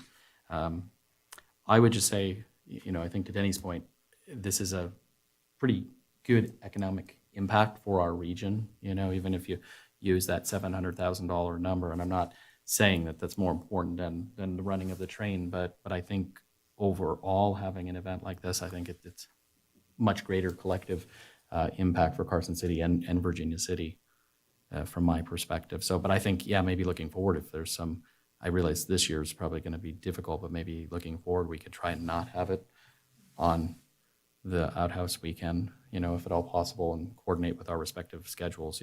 We're trying to do a lot in Carson City, which I appreciate these guys for, to get events that are not in the summer. So we're looking on those shoulder season months. So it's the right idea directionally. I like this, but maybe it's a second weekend or something in October. But yeah. Yeah, we definitely don't have a problem with that going forward. This year, obviously, pretty unique, being our first year, and not sure. And we really and truly, our idea was to work with both the trains and the rail bikes this year, but it just didn't seem to quite work out. And that way. they were working with Tom. I mean, they've been on and off conversations with him to figure out how they could get the train to come down, but the length of the train and then in between the acts. And so maybe that's something for next year. We can definitely, we'll have another, get this maybe under our belt and then figure out a way to, because I like the idea of having the trains run too. Yeah, go ahead, Jim. Yeah. Sorry. Hang on. I got to push the other button. There you are. So one of the things that we talked about last month was that Street Vibration weekend is not necessarily a good weekend, which actually is literally the weekend before. Mm-hmm. So now you're taking off 2 weekends really where the trains aren't going to run or aren't going to run at good capacity as compared to, this would be a great event to have that coincides with that or something where you're not, I just am concerned with putting it where it is. Not that I don't think that this is a good event for the community and for the region, but I think going forward, we need to look at events and mapping out and scheduling so that we don't have some of these overlapping and conflicting things on the calendar. Agreed. Yeah. So Street Vibrations, that's the last weekend, right, then in September, pretty much. Yeah. Okay. Yeah, I'm with you there. I think that would be something great for our new operations manager, to be helping with. Just saying, Allison. Yeah. Okay. Go ahead. Clay, did you want to add something? On a previous version of this, I seem to recall access to the depot starting September 25th, and I'm seeing the term on this starting October 1st. And I didn't see any reference to access to start kind of pre-set up before that. Is that an oversight? That is definitely an oversight. We're going to need access ahead of time. Okay. And I may have missed it on the new one, but that's on me. All right. I'm sorry about that. Okay, so we'll change that. Is the 25th during the Senate appearance? The Friday before, I think, or Saturday. Is that Saturday the 25th? Okay, I'll own that. Is the end date still good for the 5th? We had through Tuesday, I think, to get it cleaned up and get out of there. David, if you look back at the other That's the 5th. at the other agreement, the first agreement had Saturday, September 25th, basically through I don't know what it'd be, Tuesday the 5th. Correct. Okay. Is what the dates are? But that now drives me into another question. Can the train run on the weekend of the 25th? I mean, if the Yes. trains It will are not gonna- affect us at all. Okay. Yeah. Okay. And same with rail bike Yes. operations. Rail bikes, Yeah, we're it's not gonna take looking away from to, anything we're not outside. messing up your operations for that Yeah. weekend. We're just getting out there and Yeah, getting. because you guys already addressed that with Tom. I talked to the Freedom Rail guys about that. And Yep. So, yeah, no. We may take a parking space or 2. Yeah. That's about it.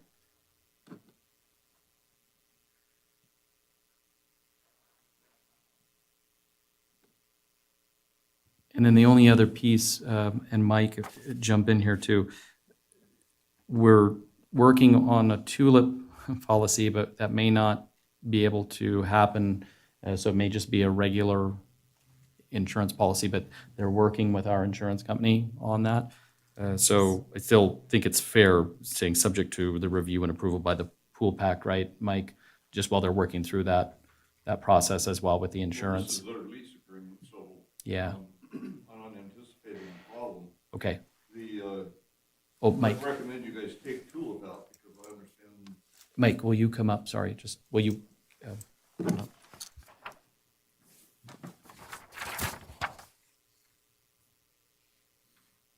I sent David an email yesterday to suggest that the reference to tulip be taken out because they're not eligible for it. In 6, right, number 6?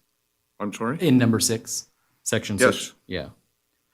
And you guys, it's for sure that they're I no. haven't been able to call Oh, okay. yet since I got that information. Okay. But I have contacted them and they told us that it wasn't Okay, available to us. We were fully prepared and had set up our own insurance anyways. right.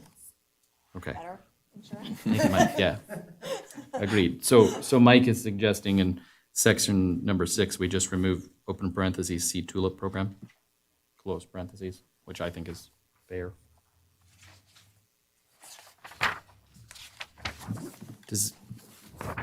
Are there any other concerns with any of the language? Again, we're using the, insurance company's version of this, and then we modified it as best I could to get some of the provisions that we wanted to have back in there. Any other concerns or anything?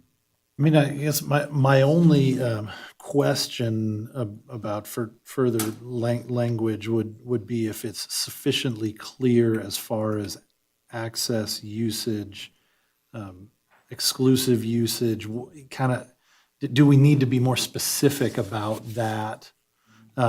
Because it's fairly general. It's just shall have access to and only the following areas. I don't know if that needs to be strengthened in one way to make sure that it's like they have exclusive use during these times and access during these times, or I would feel more comfortable with that because it's a little squishy right now. I want to make sure that there's no. I agree. Yeah, no, what would you recommend there, Clay, on 3A? Is there something that would make you feel more comfortable?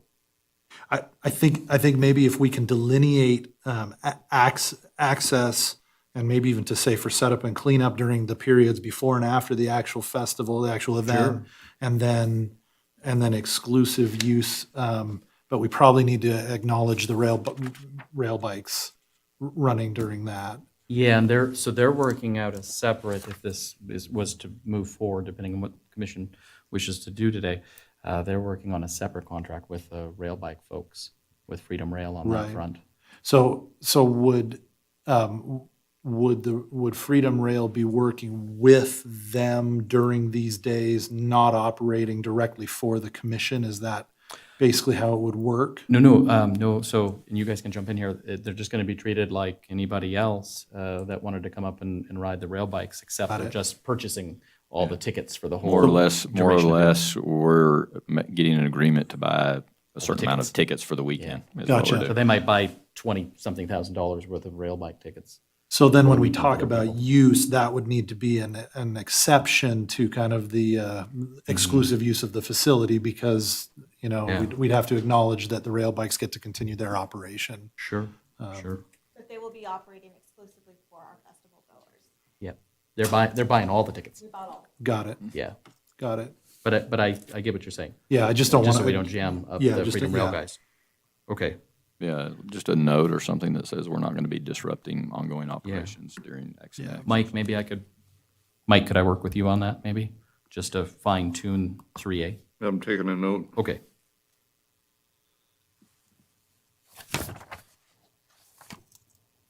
I think that's a good idea. You guys feel comfortable with that approach? Okay. Yes. Go ahead, Jim. Guess I didn't see my So phone. what's the schedule for getting the special event permit, and how far in advance of this will we know that the special event permit has been approved by the city? We've got plenty of time at this point. We're meeting with David Navarro in the morning out at the RC field. So we are working out these final logistics, and then we plan to have the review, the special use review for everybody involved. And it's usually a roundtable discussion with fire and safety and police and everything. Do you think that will take place Within in the next couple of months? Yeah, Okay. within the next 60 days, for Okay. sure. Do you want to add anything, Stephanie, about anything with the permitting, or no? Okay. Would it be wise for us to put some sort of a time frame on that permit so that then if, heaven forbid, something doesn't come through, we have an ability to mitigate mitigate and run trains or something like that? Is that the direction you were? That's kind of the direction I was heading, is that if we don't get a special event permit and October 1st comes and there's no event permit, then, we've not sold any tickets, we've not done anything. And yeah, that's kind of the direction I was heading, is that we know by such and such a date, this is either yes or no. That was where I was headed. Kind of a removal of a contingency, if you will, and. I mean, is there something, I mean, I don't want to jam you guys up, but is there kind of a reasonable date that we can say this is when we expect to have the final sign off? Math now. Well, we hope to be selling tickets starting June 1st.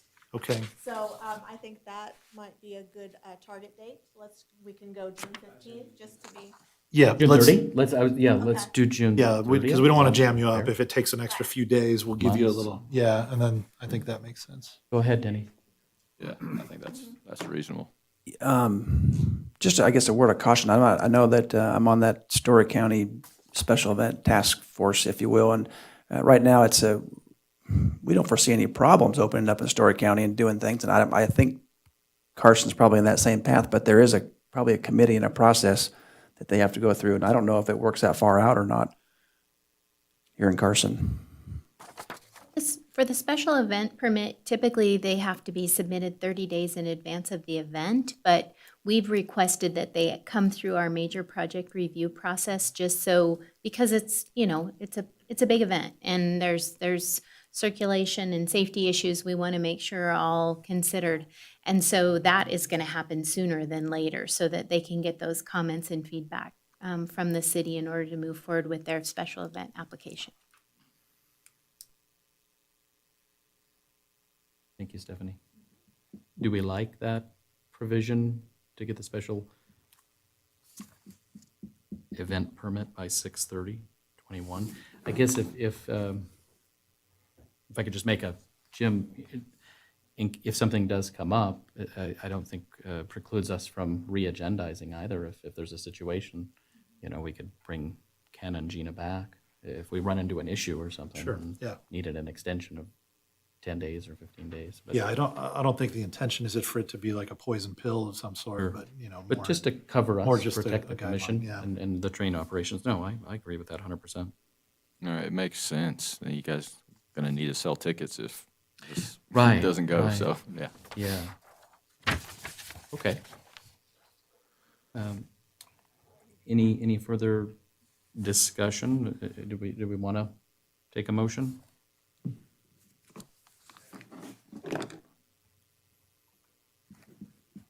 I would move to approve lease number FY 21-L001 with E720, subject to review and approval by Pool Pack, the issuance of the special event permit by June 30th, with revisions to Section 3A for identification of exclusive use and access dates, and the removal of the tulip coverage from Section 6. Okay, we have a motion. Do I have a second? I'll second that motion. That's a clean motion. That was beautiful. He's like a professional down there. Gee Thing of whiz. beauty. All right, we have a motion and a second. Is there any further discussion by the commission?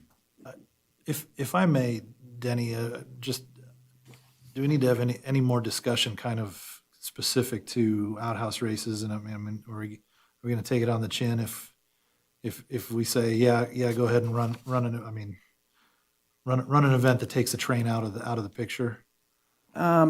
We'll take it on the chin a little bit this year, but I got faith that we can work with them on maybe a little ambiance music in Virginia City on that weekend. May balance it out. Yeah. Yeah. Okay, great. All right, any further discussion? Seeing none. All those in favor say aye. Aye. Any opposed? The motion carries unanimously. Thank you Thank both you, very everyone. much for taking those hard questions from everyone. Great. All right, let's move on to agenda item number 10 for possible action. Discussion and possible action regarding approval of contract number FY21-C001 with Law Office of Michael S. Rowe for legal services for a total not to exceed amount of $26,000.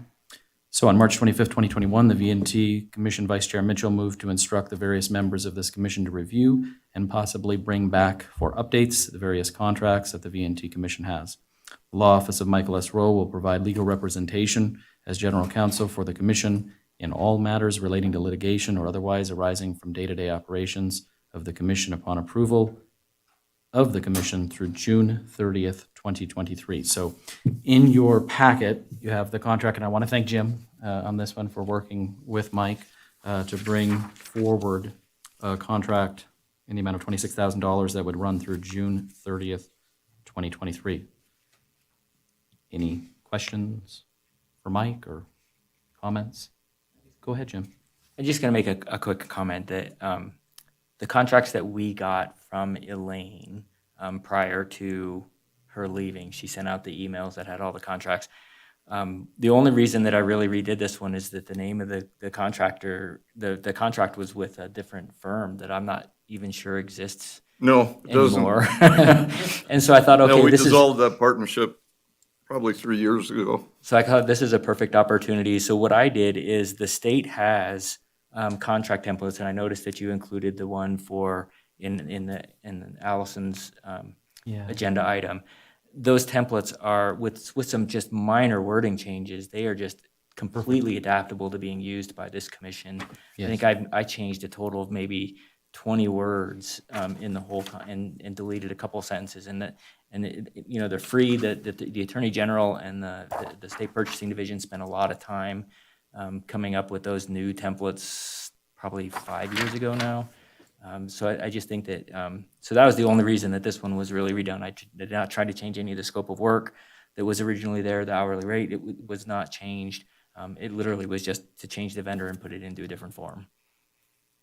Or the vendor name. Yeah.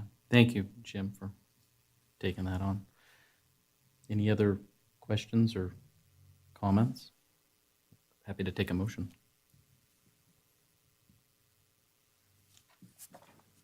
Go ahead, Stephanie. Got a lot of friends you. in the room. Apparently so, Mike. Gee whiz, they were all jumping with their hands. I move to award contract number FY21-C001 to the Law Office of Michael S. Rowe. Great, thank you for that motion, Stephanie. Do I have a second? And this is Denny, and I will second that motion. Thank you, Denny. Any further discussion from the commission? Seeing none. All those in favor say aye. Aye. Any opposed? Motion carries unanimously. All right, Mike, you're still on board. Woo-wee. He was sweating it. What Jim didn't say is the previous agreement was written in 2005. Oh, my goodness. We're just trying to Clark move. was chairman and mayor of Carson. And, Wow. and you've been month to month ever since? Is that right? That's funny. All right. Wonderful. Moving on to agenda item number 11 for possible action, discussion and possible action regarding approval of contract number FY21-C002 with KL Door Consulting LLC for general engineering and track maintenance for a total amount not to exceed of $55,300. On March 25th, 2021, the V&T Commission Vice Chair Mitchell, thank you, Clay, moved to instruct the various members of this commission to review and possibly to bring back for updates the various contracts that the V&T Commission has. KL Door Consulting will provide general engineering and track maintenance as specified in Exhibit A, scope of work, and Exhibit B, proposal for engineering service upon approval of the commission through June 30, 2023. And I want to thank Jim again for working this out with Ken. Jim, do you want to tackle this one? Thank you. Absolutely, Mr. Chairman. This is another one that that we put into the new format. And one of the things that I forgot to mention on the previous agenda item, legal services and engineering services are professional exemptions under 333. So these don't even really technically need to go to bid. There is no requirement that these go out to bid. So I'm completely comfortable with both the previous contract and with this one without going out to the formal bid process. And part of the discussions that we had with Ken was to make sure that we were covered as an organization with Elaine leaving and not knowing what our new, at the time I didn't even know who was going to submit proposals for the admin. So we wanted to make sure that the commission was covered for all of the things that need to be done from a technical and engineering perspective, and that's included in the scope of work here. And I'd like to really thank Ken for helping us with this scope of work and getting this thing put together. No, a huge thanks to both of you guys. So you'll see that schedule with all the estimates, and it was very nice. I thought it was nicely laid out for what our annual costs and what our every other year or every second or fourth year, depending on what the inspections were. So the amount, the 55.3 covers us from technically, tomorrow through the end of fiscal ~23. So this is very nice format, Ken. So thank you. Go ahead, Ken. Yeah. Yeah, thanks, David and Jim. Appreciate you guys working with me on this. Little background is that David and I started talking, and I said, well, why don't I at least put together a list of what maintenance and waste supervision responsibilities are? Mm-hmm. And whether you want me to do that, as we have done in the past, that's one item, but I wanted to at least get them written down. These are things that really have to be done to keep us in compliance with the federal regulations, if you will as good practice. So that's where the spreadsheet came about. And then I was asked to put some numbers to it. I'm guessing how much time it might take. So that's where those items came up. Another clarification, I think it says that I'm going to do track maintenance. I'm way too old to do track maintenance. So it's track maintenance supervision. Yes. So Yes, he yes. hands me a spike ball, I will have a heart attack. Yeah. Yeah. You were correct. I think the amount's going to be a lot less than that. One advantage of the fact that I am a sole source engineering company anymore is that I don't necessarily have a whole lot of overhead, and if I don't necessarily charge all my time, it's not a big deal. And I never have charged all my time, even when I was working for one of the bigger companies. So, so that number's going to be less than that. Okay. Also included in those numbers is, for this year anyway, is to go ahead and proceed with the survey and take a look at Overman, see how much the Overman embankment is settling, and look at some alternatives versus the conventional reconstruction that we did on the other half of it in 2014. There's a couple other ideas, and that's Gary Luce now with Wood Rogers is going to take a look at that from a geotechnical standpoint. So that's included in that contract. Also included in this contract is the bridge and structure annual maintenance and report that Kent presented to the board here. I think that was at the end of January. Kent will be doing it again. And we'll get Gary up there too, because Gary's really the tunnel guy. That tunnel was his baby, so he knows what's going on with that tunnel. So it includes, besides me just working with Gabe to try to prioritize the work within the budget we have available, it includes some of that additional work there too. That's really about, unless there's any specific questions. It's basically what I've been doing since 2009. Yeah. And at least for another year or so. Well, let's say 2, yeah. No, But by the way, that scope of work Yes. is the intended is you take the right hand of it off and say, by the way, someone else could be doing this. And I don't see any reason that Yeah. at some point in time you modify the train operating agreement and make that the operator's responsibility. But these things have to happen. Sure. And so it's not just a matter of going pounding a spike here and there, but there's a little bit of paperwork and coordination, and some of the stuff I need to coordinate with Allison. Yep. No, I agree with you 100%, Ken. Yeah, and I think it's a nice roadmap, right, as we look forward. So, Ken doesn't want to be doing this forever, right? So I think it gives us an idea of what this looks My like. dogs don't like me working that much. Yeah. And thank you for clarifying, too, on the cost. Again, what we're trying to do is just have a not-to-exceed value, so otherwise we'd be coming back for another amendment, right, to increase. So we looked at what we think this looks like for the next 2 years and 2 months. Per month, yeah, I guess 2 years, 2 months. Are there any questions go ahead, Stephanie, for Ken.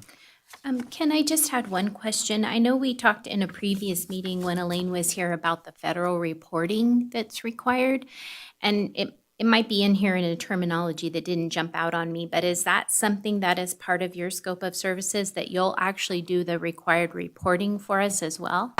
Yeah, actually what it amounts to is what we have to do track inspections reports, depending on how many trains we run. When the normal season is operating, it's 2 inspections per week. That's a federal requirement.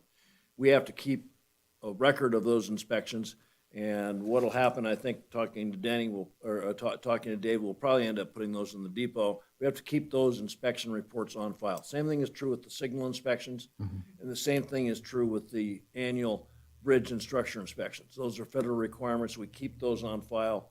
The only time the FRA ever comes and wants to look at those, if we have to keep them for 2 years by statute, federal statute. The only time they ever look at them is if there's a problem, but you got to have them available. Right now, there's some here and there's some there and some over there, and we're going to all bring them together and get them up at the depot. And shouldn't be a whole lot of work for Allison. I'll probably come up there and say, here, file these away. Here's 100 boxes, Allison, yeah. Load them in your car. And it's under number 1 and number 3. So we broke it down. So number 1 covers for track and signal inspections, and then number 3, we have the annual bridge structure inspections. And again, that's the only reports that we formally have to do. Now, occasionally, what we'll do is one of the FRA or the state inspector will come around and they will write up a report, if you will. It may or may not be a violation. We haven't got any violations yet. And typically, the ones we've gotten in the past, it's been you don't need to report on your corrective action, but we always do report on our corrective action anyway. Right. So that, yes, basically, any track problems that require reporting, the idea is I'm going to be making sure that happens. Any other questions? Happy to accept the motion if the commission wishes. Go ahead.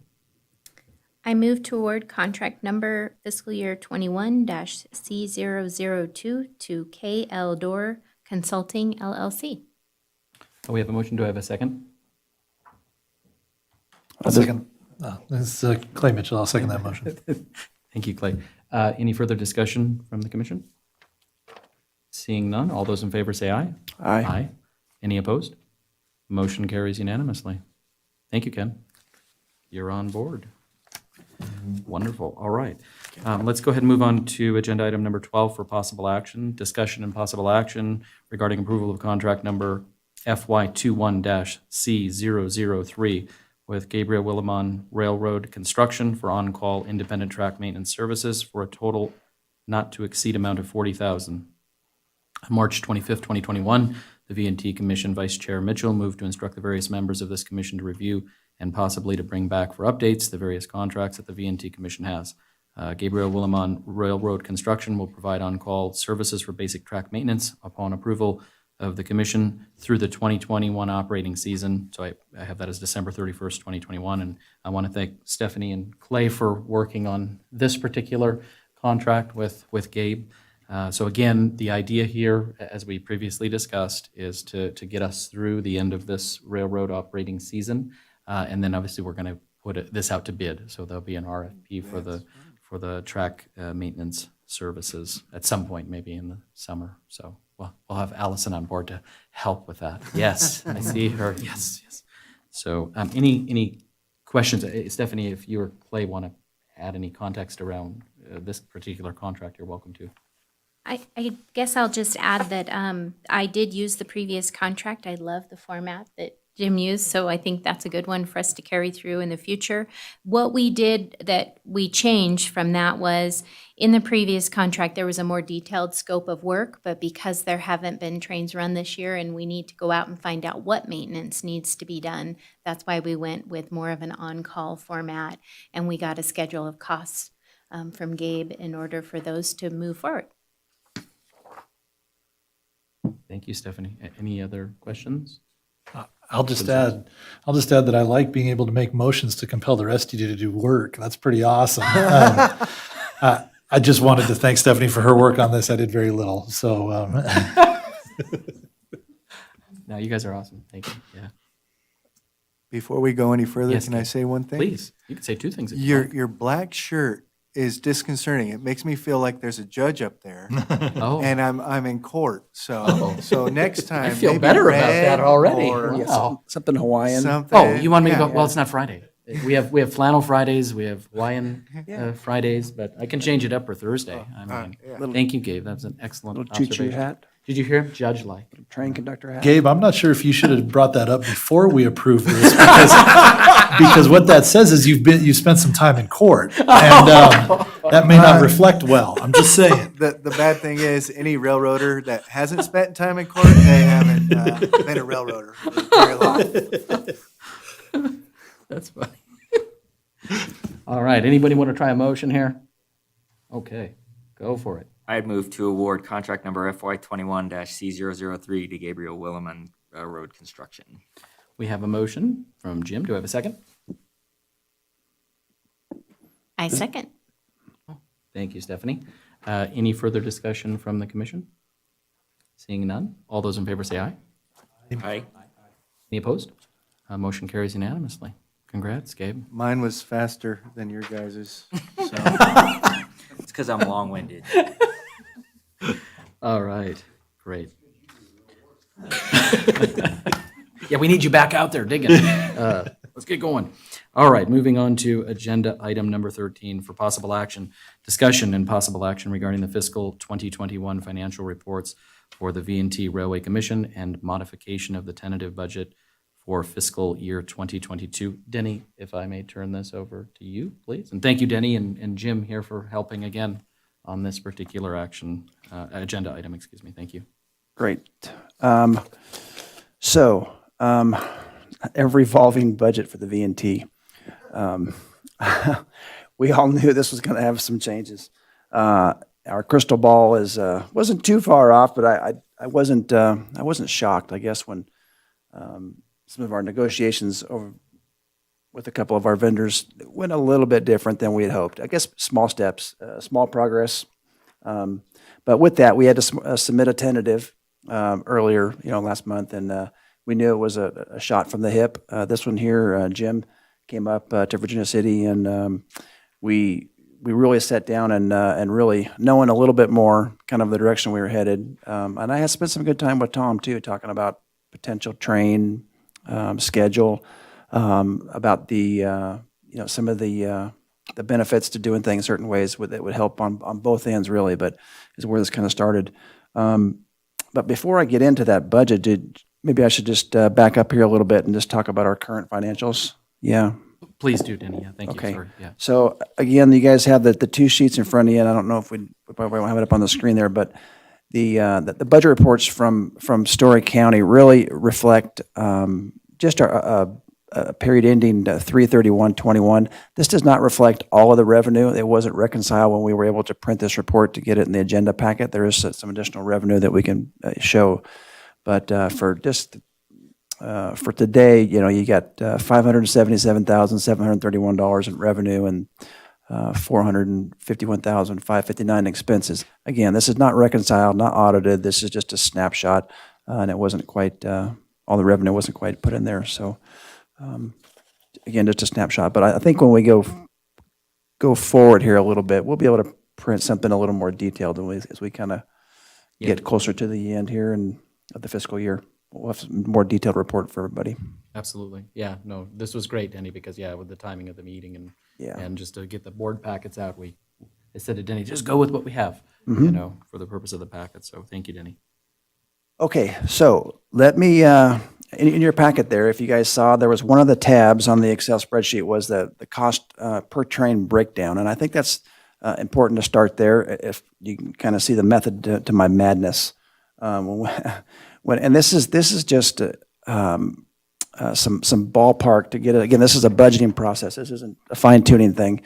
As I mentioned earlier, the cost to run diesel is about $4,500 traditionally. To run steam, it's about $5,750. Occupancy is $70 per car. Maximum car, generally 3 cars. Ticket price, average ticket price for diesel is about $40. Now this encompasses child, everything, adult, seniors, discounts, all that kind of stuff. And this is just regular season. And then on steam, it would be around $50. If we would have had a full, all 3 cars, maximum revenue, it's about $8,400, and for a diesel to run and for a steam, $10,500.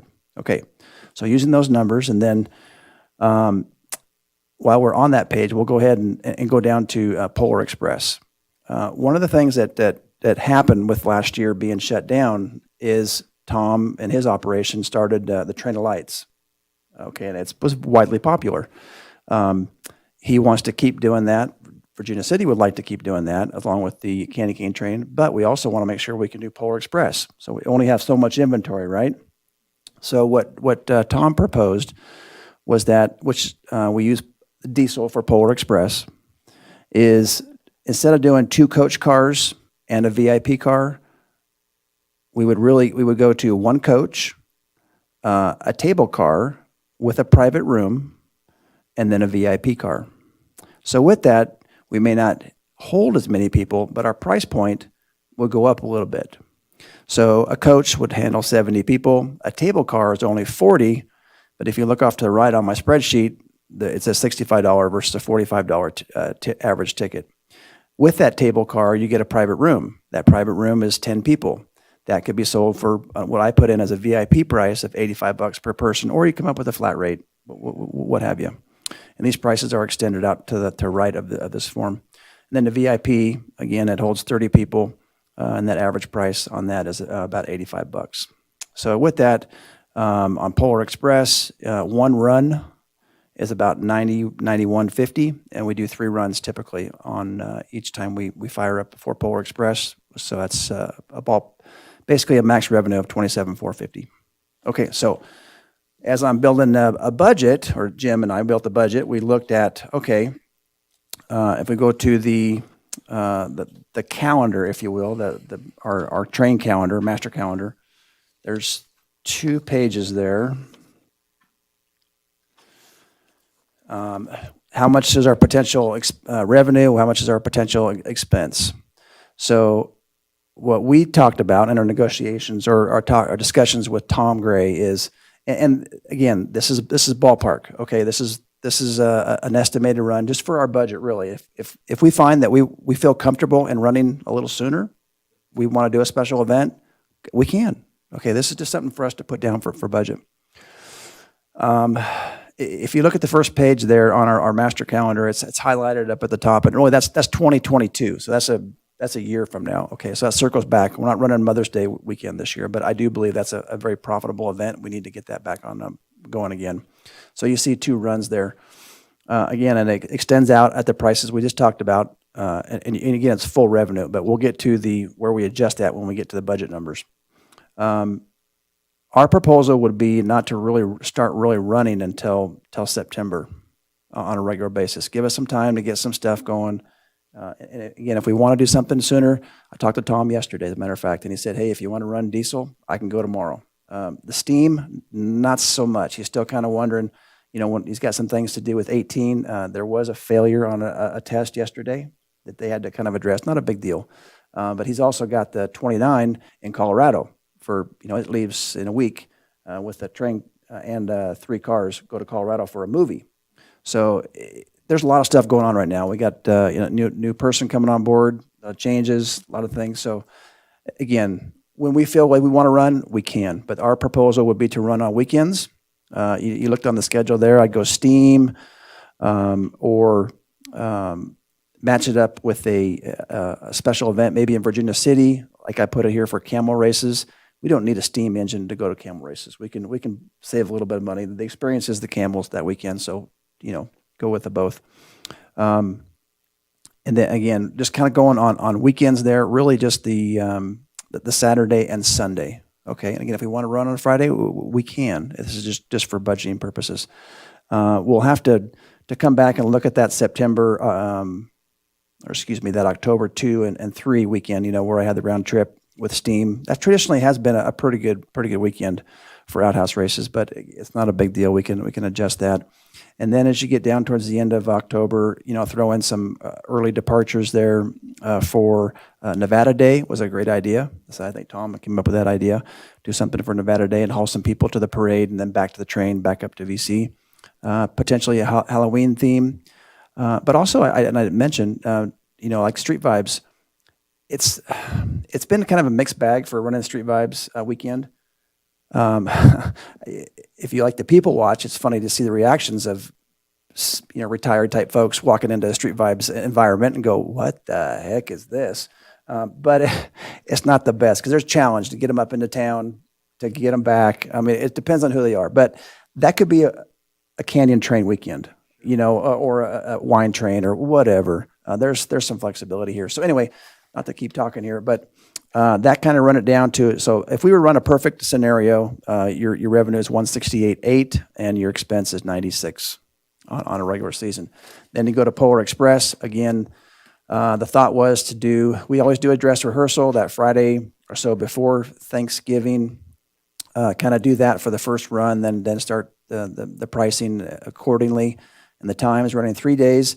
I didn't put in Thursdays until we got closer to the actual holiday. And again, we can talk to Tom about that and whether there's an appetite for it. Traditionally, it hasn't been very good. Okay, Thursday night, it's cold. You're bringing the family out. It's a school night. That's a tough one. It really is. And I have not seen it in the 7 or 8 years I've been doing this to be all that successful until you get close to Christmas. Kids are out of school. All right, they got their Christmas break and whatnot. Run every day if you want to. I'm game for that during Christmas break. We can do whatever we need, but that's when the price would go up a little bit too. You see some of the cost adjustments that go a premium price run, so those tickets would go up a little bit. So potentially close to $470,000. That's a lot less than we've had done in the past. This event's run $700,000 to $1 million in revenue before. And then expense will be accordingly on just that running the diesel at 76.5. So with that, you go to revenue, and on my little Excel spreadsheet that Jim loves so much, but it's worked. It's kept us out of trouble here a little bit, but we'll address that. So anyway, just a couple of things. So with all these. I guess building a schedule there, we kind of left talking about revenue first. Really no change with license plates than what was submitted in the temporary or state grants, or the support from any of the entities. The Draco, the same. The ticket sales. What we budgeted was of that percentage that on the regular season was 75%, which is 126,600. That means we got to sell 75% of a potential capacity, 100%. Polar Express, only 80% of that. And when we pick these hot weekends, I know we'll do more than 80%. I will sell out. But from a budgeting standpoint, we felt 80% was a good conservative number. And then really the rest of that would be that we made changes on in revenue would be mostly for Polar Express. And I highlighted those on here. So with that, we're going to take on the Polar Express contract, not Tom Gray. So we would keep that. Photography revenue, the Polar Express merchandise revenue. And I did break out at the very bottom. So we can kind of keep track of Polar Express by itself. Is $436,000 in revenue on that 80% plus the merchandise and photos. Total revenue for the V&T $1,044,300. Any questions on revenue before I go to expenses? No, I just wanted to add that I did talk to Denny about potentially adding a Friday train on the 10th because we have, I think it's 5 major events in Carson City that weekend with the possibility of selling out trains on the 10th. I don't know about the Thursday before, but that has to do with a gravel grinder bike race that we have coming in along with a lot of other cool events that have converged on one gigantic weekend here in Carson City. So hoping to get a little bit of that October 2nd, 3rd revenue back if at all possible, at least Friday, but maybe Thursday. And as I know more, I'll talk to Denny about that. We'll talk to Tom. So, but this is great. Thanks both of you for putting the work in on this. Questions on the schedule or thoughts? Again, it's flexible. We don't have, this is just a guide. We can change it up, but it gives us something to budget. Okay, so I'll go to expenses real quick and then we'll wrap this up. Again, on the expenses would just correlate really with the changes in the contractual responsibilities, I guess, that we'll be keeping. And we made a couple of additions here as well. If you go down the first page of you see the Polar Express again highlighted. That's we put in that $2,500 that Dave mentioned. That's for training. They have that. That's basically travel expense for a couple of folks. We also added an item which I thought we didn't have in the tentative, and that's a ticket fee. That's a percentage of ticket sales. They work off a percentage. We didn't have that as an expense in that first one, so Jim and I added that in there. Polar Express royalties, so you take your contractual language times your percentages for the ticket sales and the photos, and that's what it would be based off of our off of our revenue.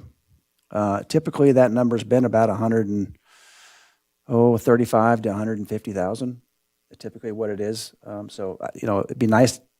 I probably will. I'm going to be optimistic that our number will go more, but we can always augment that because the sales will offset it. Let me see here. What else did we do? We left everything else pretty much the same. Polar Express decorations, we added some stuff there because we weren't. Merchandise, you have to buy merchandise to sell it. And then the train service agreement, I broke that out between Tom Gray, again, based off what he quoted us for the steam and the diesel trains, as it correlates to that number. Okay. And then if you go to the final page there, you get to some of the stickier points that we were kind of scratching our head on at the last meeting, is breaking out some professional services, and we put some funds in there. I think, again, to give us a little flexibility, we have the manager/coordinator for 65. You got staffing and labor for 25. Story County Comptroller through our MOU 29, which is hourly, by the way. So we're not getting charged if we don't use them. So that's a savings, but that's contractually what the max is. Marketing and website support for 25, may not need that. We may use that somewhere else. Track engineers and labor, I put Ken's name next to that, so it was a little easier for us to see where and who goes to each one of these. Legal services that we just talked, that's per year. And then again, we broke out Polar Express staff for just for staffing those events, and then the big setup every year. Again, typically we contract out to do that or with someone. And I generally it's Tom. Tom's got all the equipment to do it, and he sets it up for us. And that's usually about 30 to 35. There's some extra stuff in there. We put in, I think, some extra money for decorations to add to that because it's not all. I think the tear down and setup is usually around 28 to 30, somewhere in there. So that left us about 10 for decorations. I will mention that the audit again. That is something that as we hopefully can look at potentially going out again to maybe an RFP on that and see if we can sharpen the pencil there and bring that down. It's an awful lot of money. And then we go into advertising. And what we did is we pulled some of that marketing out. And instead of us trying to sit here and figure out how much money to spend in print, general, creative, online, and social media, we just made one bucket. It's easier for everybody to manage. And we'll let our admin person work through that. Those will be just hard costs for both general advertising for the V&T and for the Polar Express, which we may have put too much in there. I know we put 75. That's a lot, and we can probably pull some of that. But the idea of a Polar Express train on a billboard somewhere in Sacramento sounds kind of cool, and that's probably 25, 30 grand. Send that for a month in there anyway. Really nothing else on there. Other changes I can't think of. That kind of wraps it up as far as where we came out. So with that, gave us kind of a starting point of $1,044,300 in revenue, $933 and $100 in expenses. Just again, a starting point. We know it's not going to be the same. We'll have to make some adjustments, but that gives us a little cushion. Oh, this is great work, you guys. Thank you for both of you for tearing through this. I want to just ask a question because I'm still concerned about that audit. Jim, audits, that's professional services, right? So we could solicit to, go to a couple of different audit companies and take a look. Okay. That's all, because I think we can save some just knowing what we pay. Typically, that is actually one that an RFP is let for because there are so many people who are qualified to do it. It's not, you don't have to because it can fall under the professional services exemption, but I almost always see it go out to bid just because there's the choices. There's a lot of people who can bid on it. Maybe we could look at doing that because I think we could cut this price down by several $1,000s just knowing what we pay as Visit Carson City, and I know Denny as well. So, okay. Does the commission have any questions for Denny or Jim about the kind of the revisions. And just as a reminder, we still, 18th, we'll have our final, budget. So we still have time to make any adjustments between now and then as well. So, but go ahead, Jim, yeah. So first, I'd like to thank Denny for the opportunity to go up and work with him on this. I have a lot better understanding of what is in the budget than I did at the first meeting I was here. My only concern is when going back through all those contracts and the Polar Express contract is not dual signed. So to my knowledge, I haven't seen one that's countersigned by both parties. I don't know if it exists, so I'm not going to say it doesn't. I have not seen it. I also haven't seen an agenda item where the contract was approved by the commission. So this was done in 2020, and I went through all the 2020 meetings and could not find where the commission had approved the contract. So the related revenue, which thankfully Denny has broken out, the $436,000 in revenue and the $353,000 in expenses that are related to Polar Express, really are pending an executed contract. So I really would like to see the contract, a dual signed contract that says that we have the authority to actually have this event. And then I would be more comfortable on the 18th, keeping that revenue and related expenses in there, because that is about 80 of the 110,000 or so in profit is all related to Polar Express. So unless we have that contract, I think that I'm not totally comfortable leaving all that stuff in, because I don't know that we have the authority to actually even run that train. So Jim, I totally agree with you. I sent you an email right before I came over.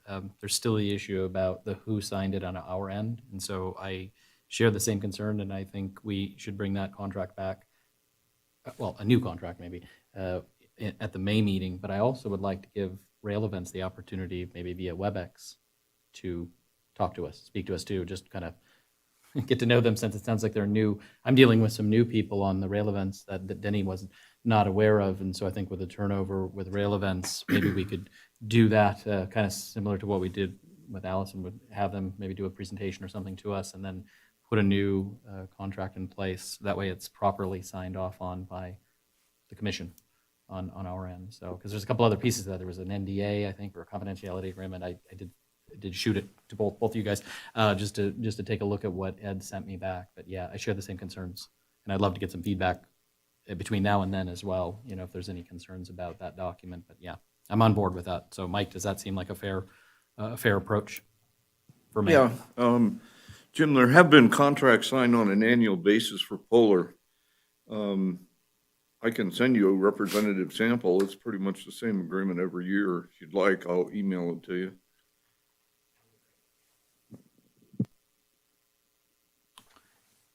Thank you. Any other questions for Denny or Jim?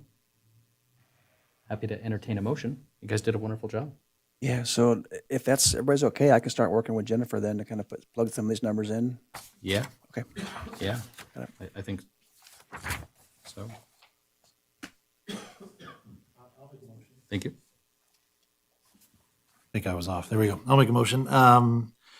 I, Clay Mitchell, move to approve the fiscal year 21 financial reports as presented and direct the discussed changes to be made to the fiscal year 2022 tentative budget for final presentation at the fiscal year 22 budget hearing scheduled for May 18th, 2021.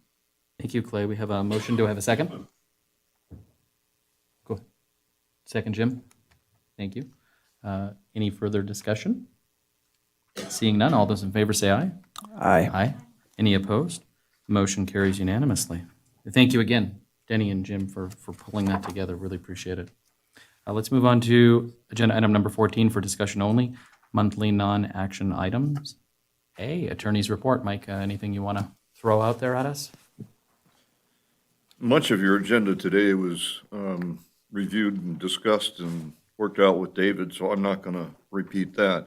One thing that I did send you guys, and I think you need to take a look at it, is an antiquated conflict of interest policy. It was passed in 2005, and I don't recall it ever being revisited, so Yeah. I'd like to have you guys look at that and Yep. have an agenda item on it. Absolutely. That's going to be an exciting topic, I know. Look at Jim, he's just ready to tackle that. You can see that. No, I agree, Mike, thank you. Yeah, Okay. anything else you want to add? What's that? Anything else? Nope, I was No, gonna sounds say it was good. finished. Okay, no, great. 14B, upcoming meetings. So the fiscal year 22 budget hearing, we'll start that on the 18th at 1 PM. We'll close that, and then we'll immediately go into the regular monthly meeting at that point. So that's our plan of attack for next month. 14C, commissioner comments, announcements, requests for information from the staff that we don't have yet. Anybody want to add anything? Yeah, yeah. No, I have enough to do, you know. I'm done June 1st, I mean, or the 19th, I don't know. It's over with.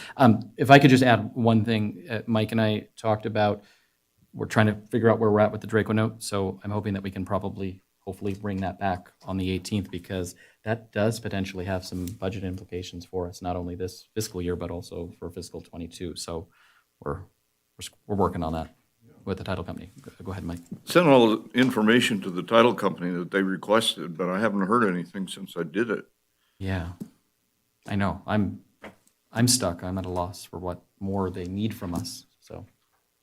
I'm happy to bird dog that a little bit if you want me to. I'll be happy to reach out to them and just kind of find out if there's a holdup and what it is, and Yeah. see if, because I feel like we're okay for now, but if this drags Yeah. beyond the 18th, and certainly if it gets beyond our June meeting, then everything gets really messy for us. So I think I The can speak to title the officer language. has been very good about responding to my emails. What the last one said was that she had sent it all over to their legal department and was waiting to hear from them. So that's all I Yeah. can add. Okay. Clay's got some experience in this world, so, you know, we can tap into that. I thought, great. Yeah, a little bit. I have some experience. Anyway, I speak the language a little bit, so I'm Yeah. I'm happy to just put a little Pressure. pressure on, so to speak, and Yeah. make it keep moving it forward. Oh, I think that'd be great. Appreciate that. Any other commissioner comments? Wonderful. All right. Let's move on to agenda item 15, public comment. The public comment is invited at this time to comment on any matter that is not specifically included on the agenda as an action item. No action may be taken on a matter raised under this item of the agenda. Do we have any public comment? We have no public comment. Thank you. Okay. Gabe, go ahead. Just state your name. This is Gabe Williman. Just since I have all of you here, one of the problems I've noticed this year is the dump that we're right next to moved their trash pile, and their fence isn't catching hardly any trash. It's making our tracks and our depot look like part of the dump. There's so much trash out in the desert, and I was wondering if maybe one of you, because if I go on knocking on their door, they just say, "Yeah, are you dumping from Carson City? It's $10." If you know, they don't talk to me at all. Stephanie might I want can to check say- into it for you. Thank you, I appreciate that. Absolutely. And one other comment is, I know I have you two coming on Yep. a trip. Whenever you want to, come on a trip. You just give me a day's notice. That's all I need. If that, I mean, if you're bored on a Tuesday, give me a call. Same with you, same with you. I want to show you what you're in charge of. So, Yeah. Okay. Yeah, Stephanie and I are going tomorrow with Gabe. Now, Jim's retired, so he's working about 14 to 18 hours a day, so I don't know how we'll fit that in on a Sunday night or something, but Yeah. yeah, thank you for And that same with you, offer. Allison. Yeah, and Allison, we Yeah. should get you up there as well, so. All right. No, thanks, Gabe. Appreciate that. Wonderful. Item number David, 6, yes. I've got a question for Yeah. the board. In the past agendas that we had, there was a Mm-hmm. regular engineers report, and Ken would deliver that. I think you Oh. probably ought to add that back to your agenda so that Great. there's a place for him to Yep. bring you guys up to speed. Excellent. I will go back and look at a previous agenda, how that was, yes. Thank you, Mike. That's wonderful. Item number 16 for possible action. Anybody want to make a motion to adjourn? So moved. All right, we're adjourned. Thank you, everybody.